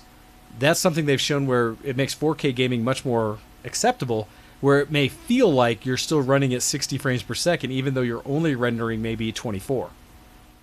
Cool. Yeah, because it's providing those frames at such a smooth rate that matches what the monitor's doing, that it still feels significantly smoother. And so you don't get those jumps and drops and things. It's something I've seen. It's the technology has been around for years now. It's coming. I love that the FreeSync side, which is essentially FreeSync, and that it's an open standard that any display can use and any card can take advantage of. It's coming out in all the new Xbox and PlayStations and such. In fact, I think some of it exists currently on the latest Xbox and maybe even the PlayStation Pro, where they have it. So some TVs are now including FreeSync. It's just a supported thing. And so, yeah, it's nice. Copy. Oh no, my frames fell all over the floor. Someone give me a broom. Her bandwages and her frames. Yes, but it is something that essentially makes the experience as a gamer much nicer. It just makes it feel much nicer to play. And so I'm looking forward to when all of that technology rolls into these future devices coming out. And I'm not trying. It's funny because they are rolling it into they currently have 8K displays that are out there, a handful of them, but they're super expensive, and they are also pushing where they may not have the bandwidth to really run them with the current standards. Because to run them at 60 hertz 8K still requires essentially that new bandwidth if you're running full 10-bit HDR with it.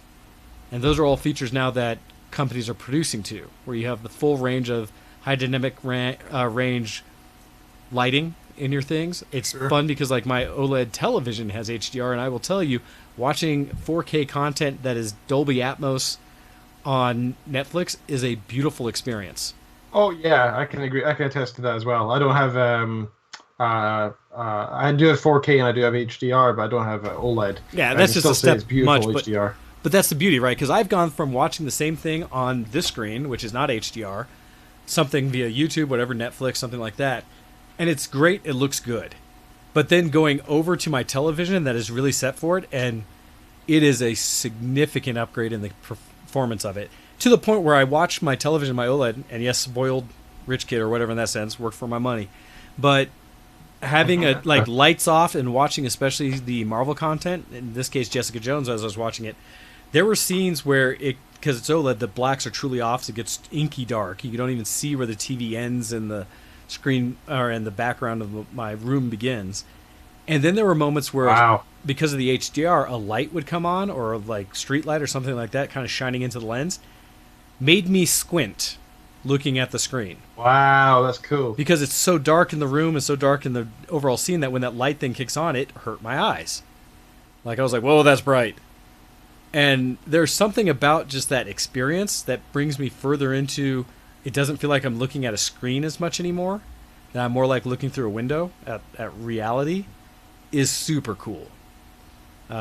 Something I appreciate anyways. So anyways, yeah, that's me going down the hardware technology bone for a bit, and why I love it, and why I always am following it.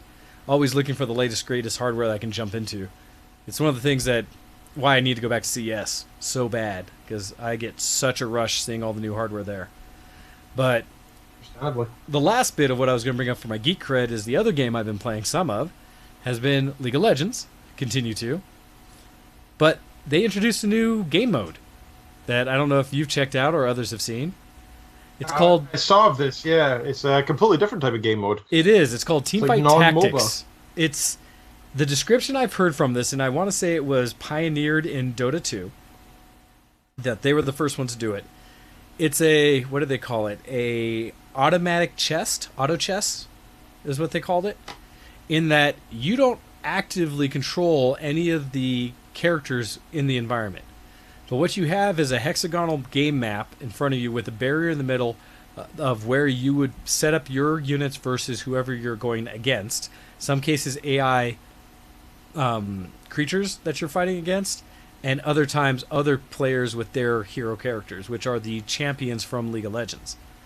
And they have an interesting system. I will say, in my opinion, it's a little too much RNG, too much random number generator for how some things happen. But it's kind of more of a strategy game. Think of a real-time Final Fantasy Tactics, but you don't control the actual fighting. You just place your characters and let it happen. In that you go through a process where you get an initial draft kind of thing of a character where there's a spinning availability of characters in the middle that are somewhat randomized, and then in order of kind of whatever they rank you at, lowest first gets to choose which character they want to start with, which takes it away from the pool of who else you can choose. And then you start building a team from that. Then every match, every fight, you get a little bit of gold. And there are cards that come up at the bottom of your display between rounds that allow you to buy certain characters. The problem is that those cards available is where the RNG kicks in. As far as I know, it's truly random. I don't know if everyone who's playing also gets the same characters at random, or if there's a truly randomized setup. But you're playing against 7 other real characters. It's all real people. And it goes in a little bit of a bracket where each round you go one-on-one versus another character or another, either computer or another person in different kind of bouts. And it's interesting as you progress because each of the characters that you get as champions have their own abilities, like a single ability from that champion in the game, and modifiers and effects that happen based on what they're classed as, because certain characters have roles or types of characters. There are creatures from the void, there's Imperials, there's Knights, there's Assassins, or I won't say Assassins, but where they're from, and then their roles, like there's Gunslingers, there's Blade Masters, there's Brawlers, things like that. And so each character will have one or multiple attributes, and depending on how many of them you have on your game board from your team will get different effects. Multiple Brawlers together will give you a higher hit point per each of them. Different Assassins, multiple Assassins will allow you to target multiple enemies at once, things like that. And there are certain things they do in the map when they autoplay so that you can kind of build a strategy on how you want them to all clash when they hit. For me, it's been a fun diversion from what the normal League of Legends play is. It's nice because it is a totally different game mode, but it takes your knowledge of the game and applies it to it, and that you'll know somewhat of how certain characters should play out, as well as what some of the items, because they still carry over itemization in the game. You don't buy the items. Through different rounds, you are gifted an item, or it happens to come up when you fight the NPCs, the computer creatures. You'll get an item, and then you can choose which character to put that item on. And certain items will level up over time, or when you combine multiple things will become a different comboed item. And so there's strategies in that as well as to like who you put your items on. Some people stack all their items on one character that does damage, hoping that that person will do so much damage that they just take everybody out and they'll survive.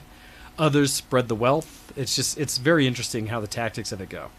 So I've been enjoying playing it as a kind of a still League of Legends, but not the normal I control my one character game. So it's something that's brought me out of the ARAMs to a point where I'm still enjoying it. I don't play it as much. In a way, there's almost more time investment because you play until you get knocked out. Every round that you lose a little bit of health from your 100 points you start with. Depending on how poorly you lose more health. And it keeps going until you get knocked out. And so there's a point where you will lose, but you may make it to... So far, I think the highest I've made is number 3 in a match. Cool. But yeah, I enjoy it so far. So it's new one that's out there. Any rewards that you can use elsewhere in the game? For example, IP or anything? So you get different rewards. I haven't seen IP come out of it yet, but you get kind of... They're doing icons? In a way, what you're getting is, the pets that you can now kind of keep with you in lane and go behind you. I know this.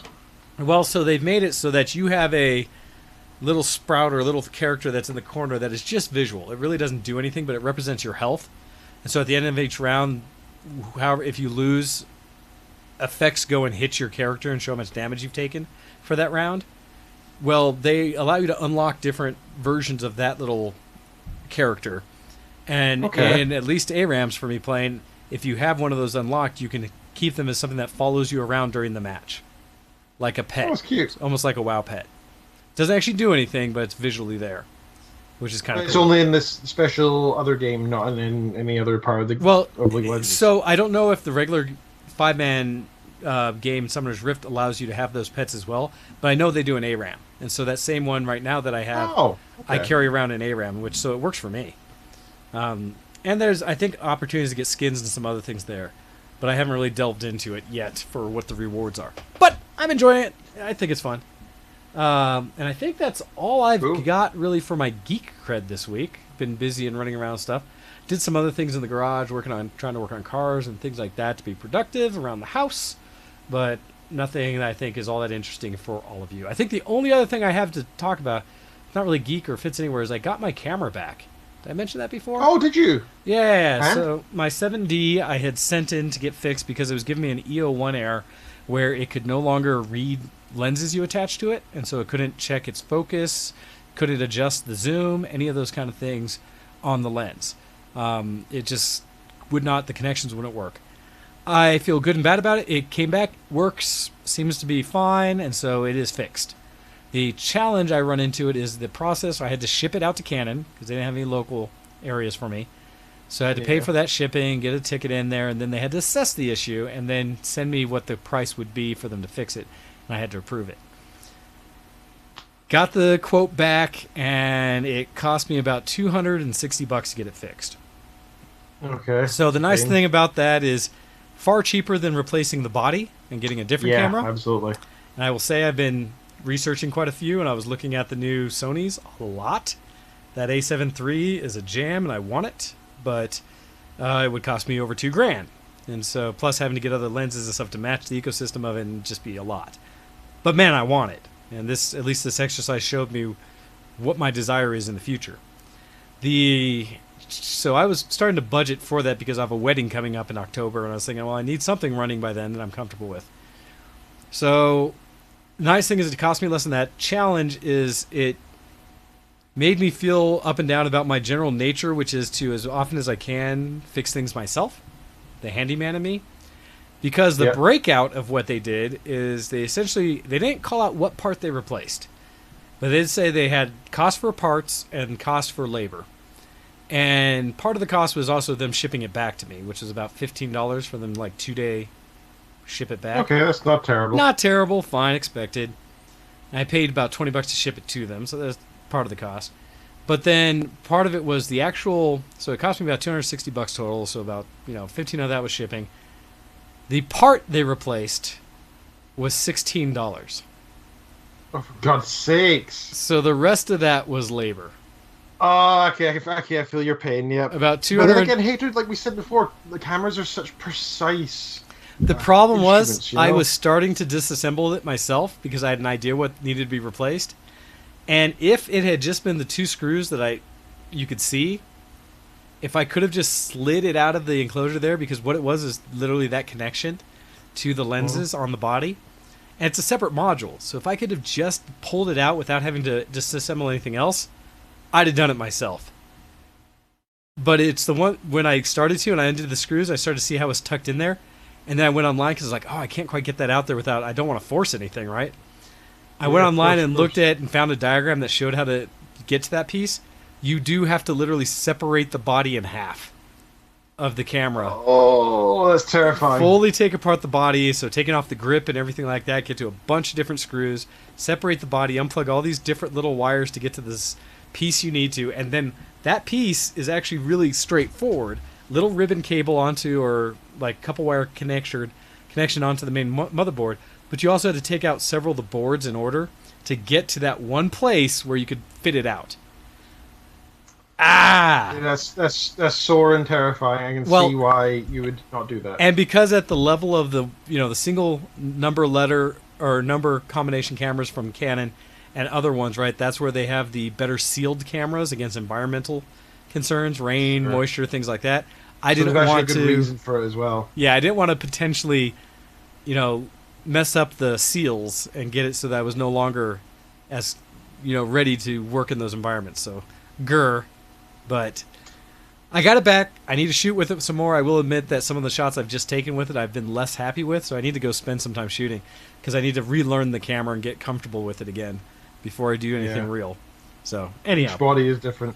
And got that back. So we'll see. God, I still want a new Sony though. They're what is it, 460 or more levels or locations of auto focus, and their AI tracking of eyeballs for focusing on the Sony.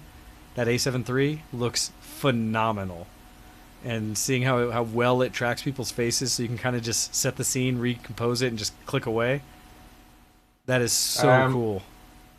I teased myself this week by looking at the stupidly looking at I said, what is the best telephoto lens that I could possibly get out there? And there's a 2,000mm telephoto lens. Because you want to shoot to space off of just your body and not a telescope? Well, yeah, effectively, right? You just want to be able to take a photo of like a snake's retina that's on the horizon, right? That's what that's for, right? It's awesome. It's so cool, and it's beautiful technology. It costs about $12,000 secondhand. There's one that's slightly better. It's got a better focusing technique or image stabilization or something like that, and it can go slightly further as well. However, there's no price labeled online, and it's made to order. Nope. So you need to ask Canon, can I please have one? Yes, I can pay it in advance. But then I looked up, like, okay, say I went into... The reason I was looking this up is I thought to myself, if I could take a photo of anything in the world, like, if I could take my camera anywhere, where would it be? And I think, I guess other than beautiful landscapes, other than seascapes, other than actual general exploring, one of the things I'd love to do is like safari photography. Take some photos of animals that would be really interesting. Zoom right into a zebra, zoom right into a lion, into a snake, stuff that I wouldn't want to be near, but I'd rather I can take the photo from far away. That's perfect for me. Yep. So it's actually quite reasonable to rent one of these things. I think it was something like $200 for a week, plus you have to pay a deposit. Oh yeah. But that's not terrible. I mean, a $12,000 lens you get it for $200, and you use it for the entire time you need it. Yep. As long as you don't damage it, you're fine. Oh, one of the recommendations I've heard from one of my friends who just went back to Canada, who's a photographer, was he rented a lot of bodies and lenses while he was around trying to search for what he would get next, because he had an unfortunate moment where his camera fell into the ocean and instantly the salt water destroyed it. Yeah, instantly. So as he was looking for his replacement, he rented a bunch from different sources. And it makes a lot of sense. You're going to pay some money, but the ability to go, touch, feel, and really decide what you're going to invest in far outweighs the cost of that rental. Oh, totally. And so it's something I may also do as I go up to this wedding. There's an opportunity I may take to invest some of the money I'll make from the wedding in maybe renting an A7 and a single lens for it. Although it seems like all the ones that I've found to rent are A7 IIs, which are still really good. Man, that 3. And so that's something I might do, or I may just shoot what I've got. And so we'll see. I'm surprised the A7 IIIs aren't available to rent yet, actually, because you'd think, they tend to have used ones that have come back, and right now the 3 is still new enough that everybody just has them. Between the A7 III and the A9, which is, I don't know if it's A9 II or just the A9, which is gorgeous. And so I do want to keep that in mind as I look forward to shooting this wedding as my next major event. So we'll see. Anyhow, I think it is an opportune time for us to look at what might be happening in technology news of late as we transition into Technology, news, and more today on the Geekoscope. Because specifically, let's see recent things and what's been happening. One of the ones I wanted to bring up, and then Ken, I'm sure you've got some news coming through. Yeah, I got a bunch. Is that for all of us geeks out there, had you heard about the fate of ThinkGeek? And one of the websites out there to purchase things. So ThinkGeek's website will be shut down next month. Oh, all right. But this article from SlashGear says, but don't panic. A lot of people first saw this because there have been a lot of sales going on at the moment, as much as 70% off on some of the favorite things on ThinkGeek. And if you look there now, there's a lot of them that are huge on sale, but at the same time, a lot of things are sold out. Because they are truly doing essentially a warehouse cleansing to get ready for their future. And so they're selling a bunch of things. But they're blocking me in the UK. I've got access denied. No! VPN. It says, ThinkGeek, the online destination with a vast catalog of nerdy and otherwise unique items, will close its website next month. The company has announced. Let's see. Oh, no, so it actually should be closed now. This was an older article and it's supposed to close on July 2nd, so you may not be missing out. It may have actually just closed finally. So let's see. Does it come up here? It likely is gone. Because it was supposed to end July 2nd. That's maybe why I'm getting access denied then. I thought it was a country thing. Oh, so now it's being redirected directly to GameStop.com /ThinkGeek. Yuck. To give you a heads up on what is happening. So back to the article. It says, GameStop is best known for its video game content, but the company offers a number of toys and other items akin to what you can find through ThinkGeek. The video game retailer acquired ThinkGeek back in 2015 as a way to expand its collectibles catalog. And the result of that acquisition will ultimately be the end of ThinkGeek.com's website. ThinkGeek has detailed the planned transition on its website, where it explains that its products will be available through the GameStop website under its ThinkGeek section. The dozens of ThinkGeek retail stores located throughout the U.S. will remain open despite the website change, the company has confirmed. Ahead of this closure, ThinkGeek has a moving sale currently underway, and it said everything's 50% off. I've seen higher. And in the future, a selection of the company's items will be available to purchase in hundreds of GameStop stores. The company is only accepting returns on items purchased before June 13th, so that has ended. Also, there were a ton of sales and a lot of things were selling out, but just as a heads up for anybody who had followed ThinkGeek as it was is no more. I'm looking, and it does look like they have now incorporated it over to the GameStop shop under the ThinkGeek sub-site. And it looks very familiar, so it looks like they may have grabbed pretty much everything. But it is now directly in line with all things that are GameStop, depending on your love, hate, or otherwise feelings for it. And it's interesting because actually... I was going to say, but then you're paying money to GameStop, so is it even worth doing now? Well, because in so many ways we've all wanted GameStop to die multiple times, haven't we? Yeah. Yeah, because of their... Mostly, I think the biggest thing about GameStop, I think most people's ill feelings have been based, at least from what I've seen, has been based on their model for what they're willing to pay people for used items, for used games and such. That it feels almost insulting. I think it is insulting. They would have been better off not doing it at all, in my opinion. So that was one of the things, or I think that's probably the thing that most people have been pissed off about GameStop as a company. Salty. Let alone people who've worked for it and have seen the insides and been like, what the heck? To be fair, I've heard mixed reports about employees and their happiness at GameStop. Some people say it's like a dream job. Other people say, it's hell. I have heard both sides, absolutely. And so there's no one answer to that. I've heard a lot of mixed, same way.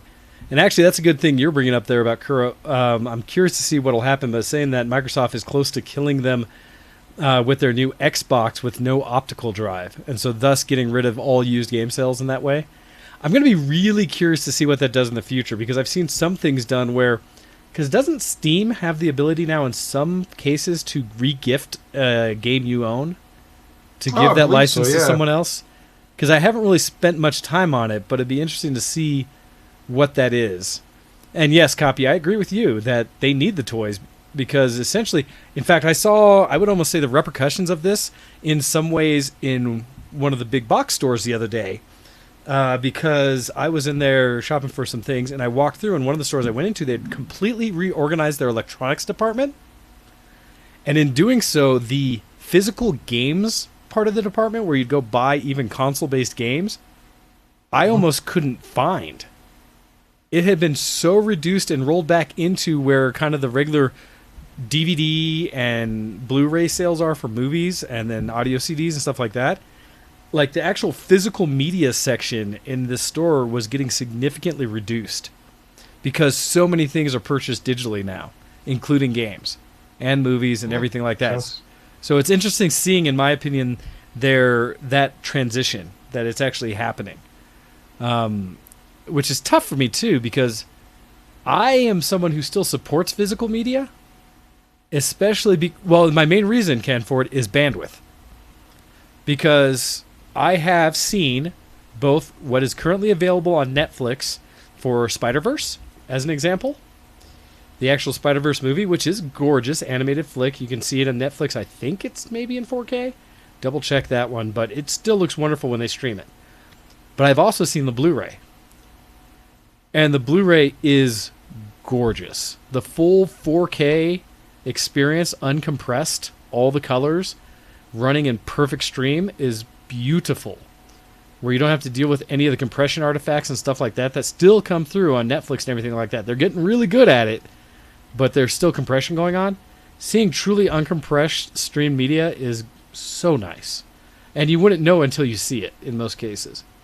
I also like physical media, in my opinion, although it's also something that I think has gone away in many cases, because in the absence of the internet, and this is still one of those concerns we have as gamers today, if any one of our digital rights or digital authentication servers goes under, so the old adage, if Steam goes away tomorrow, how do I play my games? And at least with physical media in the old days, you just played it off disc.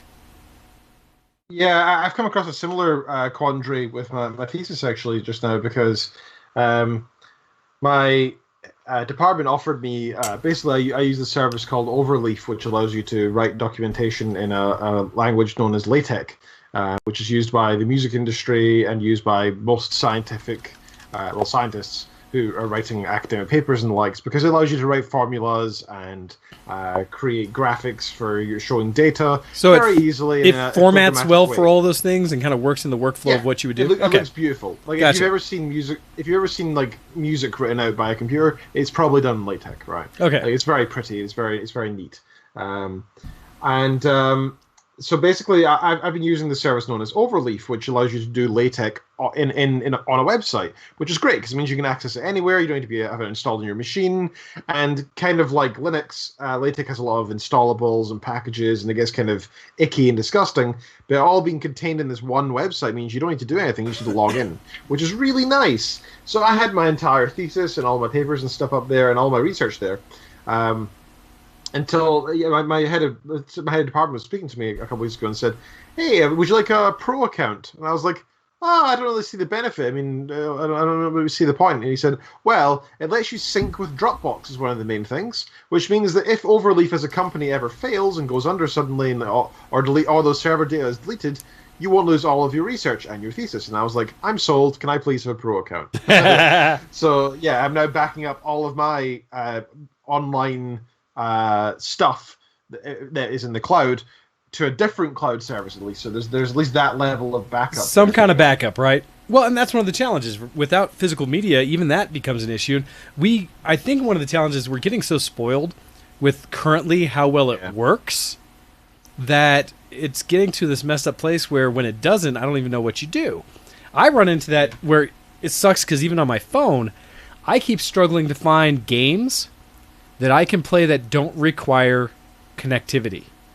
The stuff that you will play like on your, airplane ride or stuff like that. Same thing on the computer. The things you want to play when the internet goes out for any reason. And it becomes less and less, and that sucks. Where we get tied to these things because it also allows companies to do things like we've talked about in the past of rescinding rights. Taking away your ownership of something because something changed or because you decided you wanted to do something your own way with it. And that really bothers me that there's there's that barrier to entry in some of these cases and that lack of ownership of things. I think last time I was on, it's one of the things that came up that my brother, Babs, in the chat was bringing up about you no longer own the true rights to something. You just have a license to experience it the way the company chooses to let you. That whole ownership or the ability to modify my own hardware and stuff like that. We were having that discussion. So I always have this hope that I would love, and I know like a company would never admit it because then they would be planning for failure. But I would love for Gabe to be able to come out there with Steam and just kind of say, from a Valve perspective, that we already have the means that if we were to fail, we could put out a, short time frame, download this server, this standalone server with all your keys in it, and you can authenticate to yourself locally, right? Something like that. Or an ability to download every version of every install and update of those games to do it. Because the advantage of digital subscriptions and things like that, yes, and that's exactly what GOG does. Thank you, Kuro. Because Good Old Gaming, GOG.com, does everything they sell is essentially, if it's their own standalone packages, is a DRM-free version of the game with the full install. So you don't need to go to the internet for things. And that's really the model I support the most. You can back up yourself. Yep. Yeah, and have it. Because one of the challenges, and as we talked about with the Xbox that's coming out that doesn't have a drive in it, is even though companies don't use drives appropriately at all, I'm so pissed at this part of how programmers got lazy, in my opinion, is that you could keep all of the big media on your physical media, like especially optical drives with DVDs and more so with Blu-ray, because they have enough streaming bandwidth in most cases. You could stream textures, levels, worlds like that off the disk constantly spinning and never need to install it on your hard drive if done correctly. It was the way old hard drive or old disk games were played. Old disk games, you would only install a config file, your saved games and things like that, and the launcher.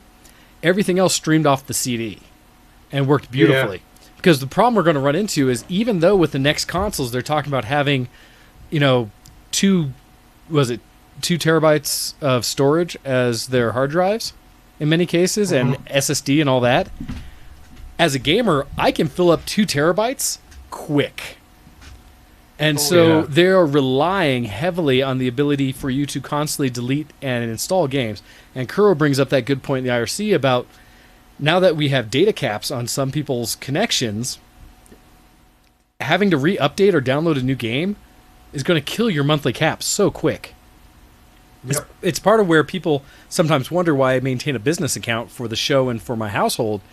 It's because I don't have bandwidth caps. I get my full data all the time. I'm not nearly as fast as some of the residential level internet, because residential here locally from the same company can go 100 megabit per second faster than I am. But I have a business level security for reliability, and I have no bandwidth caps. And when I back up some of my media online, although I need to find a better way to do it now I have my NAS going, I've had a situation where I had to download almost 700 gigs of data in a week to rebuild a drive. And that would, back in the day, was crushing people's caps. So I can see the value of having unlimited. That's just me. There's... Well, unlimited is the standard here in the UK, or at least unlimited for most people's purposes that they wouldn't notice if they were limited. Well, and that's the problem, is there's still fine text behind it. It's just like people's cellular programs where they say, oh, you have unlimited. But if you go over this amount, you're going to be running at dial-up speeds. Things like that. Because all the unlimited accounts I have are truly unlimited. They're none of this, you get, metered after some point. And so I pay a little bit more for that. But I've had months where often I'm not over the caps, but then I've turned around and even on my cell phone, there's been a month where I've used almost 20 gigs of data. And I was kind of like, dang, how'd I do that? But I was traveling, I was watching a lot of media and streaming things and stuff like that. And so it's amazing how quickly it can catch up with you. And I'm at a point where I can't imagine losing all connectivity. I mean, I can, but it would piss me off if I was in a place where I expected to have it and didn't. All right, in a way, I do apologize a little bit because I tangentialized all over the place from that story. And there were other ones I wanted to bring up, but I thought it was appropriate because it was time-based, since that just happened with ThinkGeek. I did want to give us a chance before we end the show here, Ken, though, for you to at least throw an article in there of something that you're interested in this week. Sure. Here's one that is of particular interest to me. When does The Witcher come to Netflix? Everything we know so far. This is from IGN. The Netflix-produced show for Witcher that is coming. Yeah, so I'm quite excited for this because the books, from what I didn't finish the whole series, but what I experienced with the books is that they were interesting and I liked the backstory, but I didn't necessarily like the writing style, or maybe it was the translation or something. I don't know. It just didn't really grab me. But I do love the game, and it's something that I really want to get back to and properly finish, is Witcher 3. So I was quite interested to hear that this was being released, and it's a cool world where there's it's not it's almost like a dystopic fantasy world, which I think is kind of unusual these days. Usually it's like a beautiful, nice world where something bad is coming to destroy it. But this is like a proper, this is a dystopic, sad thing happening here. And I kind of like it because it's a bit different. So, it says, we're starting to delve deeper into the world of The Witcher. Netflix's forthcoming series starring Henry Cavill as Geralt of Rivia. Or Geralt of Rivia. While many fans are probably familiar with the Witcher franchise thanks to the massively popular action RPG series from CD Projekt Red, the upcoming Netflix adaptation is actually based on the series of novels and short stories by Andrzej Sapkowski, which inspire the games but feature some key differences like the way Geralt carries his swords. At this point, fans have only one question in their mind: when does it come out? The question is more pressing now that Netflix has released the first photos of the main characters in costume. So here's what we know. Okay. The Witcher will launch on the streaming platform Netflix sometime towards the end of 2019, according to a Netflix earnings call, as reported by Variety. So it looks likely that at the end of this year, we're actually going to see Netflix producing some Geralt of Rivia stuff, which is pretty neat. That's actually a lot sooner than I expected. And nobody can complain about us getting such an exciting series sooner rather than later. Are you excited for this at all, sir? So the challenge I have is I know a lot of people love Witcher. I have The Witcher 3, but I've only played an hour into it. Too many games and not enough time to play. I believe it's an awesome series and world and things like that, so I'm very curious to know more about it and see what's going to happen. It's going to be interesting to see Superman as Geralt and such. That's the Superman actor. That's interesting. Yeah, Henry Cavill. And so it's going to be interesting to see how that plays out. I mean, he's got the physique for it and all, so that'll be cool. But it's also one of those that's beloved, and I've seen a ton of people. It's a challenge because this happens to me with cosplay. Certain people portray a character so well that I visualize them as the live-action version. Like, Sure. there's certain things coming out that I would much prefer if they would actually just hire one of my friends to do it, because I think they are so spot on with the character. And so I have that in a similar way where my friend Jesse, who has done a Witcher cosplay as Geralt, where he's massive, right? He's my cosplayer who's 6'8"? The friend who's just gorgeous and all those kind of things. So his Geralt cosplay is pretty darn epic. Oh yeah, you have told me that before, yeah. And so I kind of visualize it that way. The nice thing though is he's also done Superman and looks very much so. Seeing Henry Cavill do it in a way makes a lot of sense, and maybe is more fitting because he's a big boy himself, and so hopefully he can pull it off. But I'm looking forward to it. Anything that is bringing more of the geekery that we have as traditionally gamers, but even further than that, sci-fi, fantasy, things like that, to the forefront when it comes to entertainment, I'm a big fan of. It continues to normalize or make it better the idea that it is okay to be a geek and to love the things we do. And it's, we've seen it over the last decade plus with the Marvel movies and things like that. But it's even more so with it's kind of everything we have. And, I'm at a point now where I'm pretty much just excited about that. I watched, the previews for seeing the Spider-Man movie yesterday. They had a commercial in there, in the time frame of the previews for Smash, I think it was, for Super Smash Brothers. Or It was that, or I think it was even more of just Nintendo in general, the Switch, and talking about a lot of things that came out in the Nintendo Direct or the Treehouse discussions from E3, all the games that were coming. And I was like, this is happening in a movie theater before a major box office release. How cool is that us as gamers now are starting to see the content we love everywhere? And so that was kind of my thought with all that. And so, nice. Yeah, so those are my thoughts. But anyhow, it looks like it is time for us to end things up. And so, yeah, hopefully we'll see more of the good geekery coming our way. As we talked about, next week, is it, Ken, that you're out, or the week after that? Or no, you were talking about at the 4 weeks from now, right? Well, it depends for me. Next week I might be away if I am indeed going to the Czech Republic, but it really depends. I will let you know. Yeah, and for me, next week I should be here. The following week is much more tentative because I will be in San Diego for Comic-Con, which I have still not fully processed in my brain that's only a week and a half away. And I'm flying out to San Diego for the biggest geek nerd convention in the world, and then I'm pretty sure I'll be overwhelmed by that. So I will likely not be on for that Sunday, but we'll see. And then I have to double check if there's another time frame shortly thereafter. I think that's the main one I have coming up. So with that, that's what's coming up here on Show X on VTWProductions.com. Feel free to message us, email us, anything into the show at showx@vtwproductions.com. Let us know if there's any articles or things that have come up that you'd really love for us to discuss, that you'd like to make sure we cover and don't miss, as well as trying to think of anything else we needed to bring up. I think that was the main things. Anything for you, sir, other than closing us out for today? Just to closing us out, you've been listening to Show X live on VTWProductions.com. Be sure to check us out on our Facebook, search for Show X there, our Twitter, twitter.com/ShowX, twitter.com/DocDead, and twitter.com/GoHex for the show, for Mr. Wayne and for myself. Check us out on Reddit, reddit.com/r/ShowX. Be sure to take part in the discussion. Actually, initiate some discussions there. That'd be great. Send in emails to showx@VTWProductions.com as well. That'd be much appreciated. Tell us what you've been up to, recommend some books, that sort of thing, what games you've been playing, what are your thoughts on the news we said, or any other news that's out there for tech or geek or whatever. We're very interested in that too. And support us on patreon.com/showx as well. We appreciate that too. It keeps the show afloat. But thank you very much for hosting the show today, sir. I appreciate it very much. Absolutely, and thank you all for tuning in today. We love having you and bringing the show to you each week. We'll catch you again next week, and with that, we are out of here. Goodbye. See you next zombie. Good night. Awesome.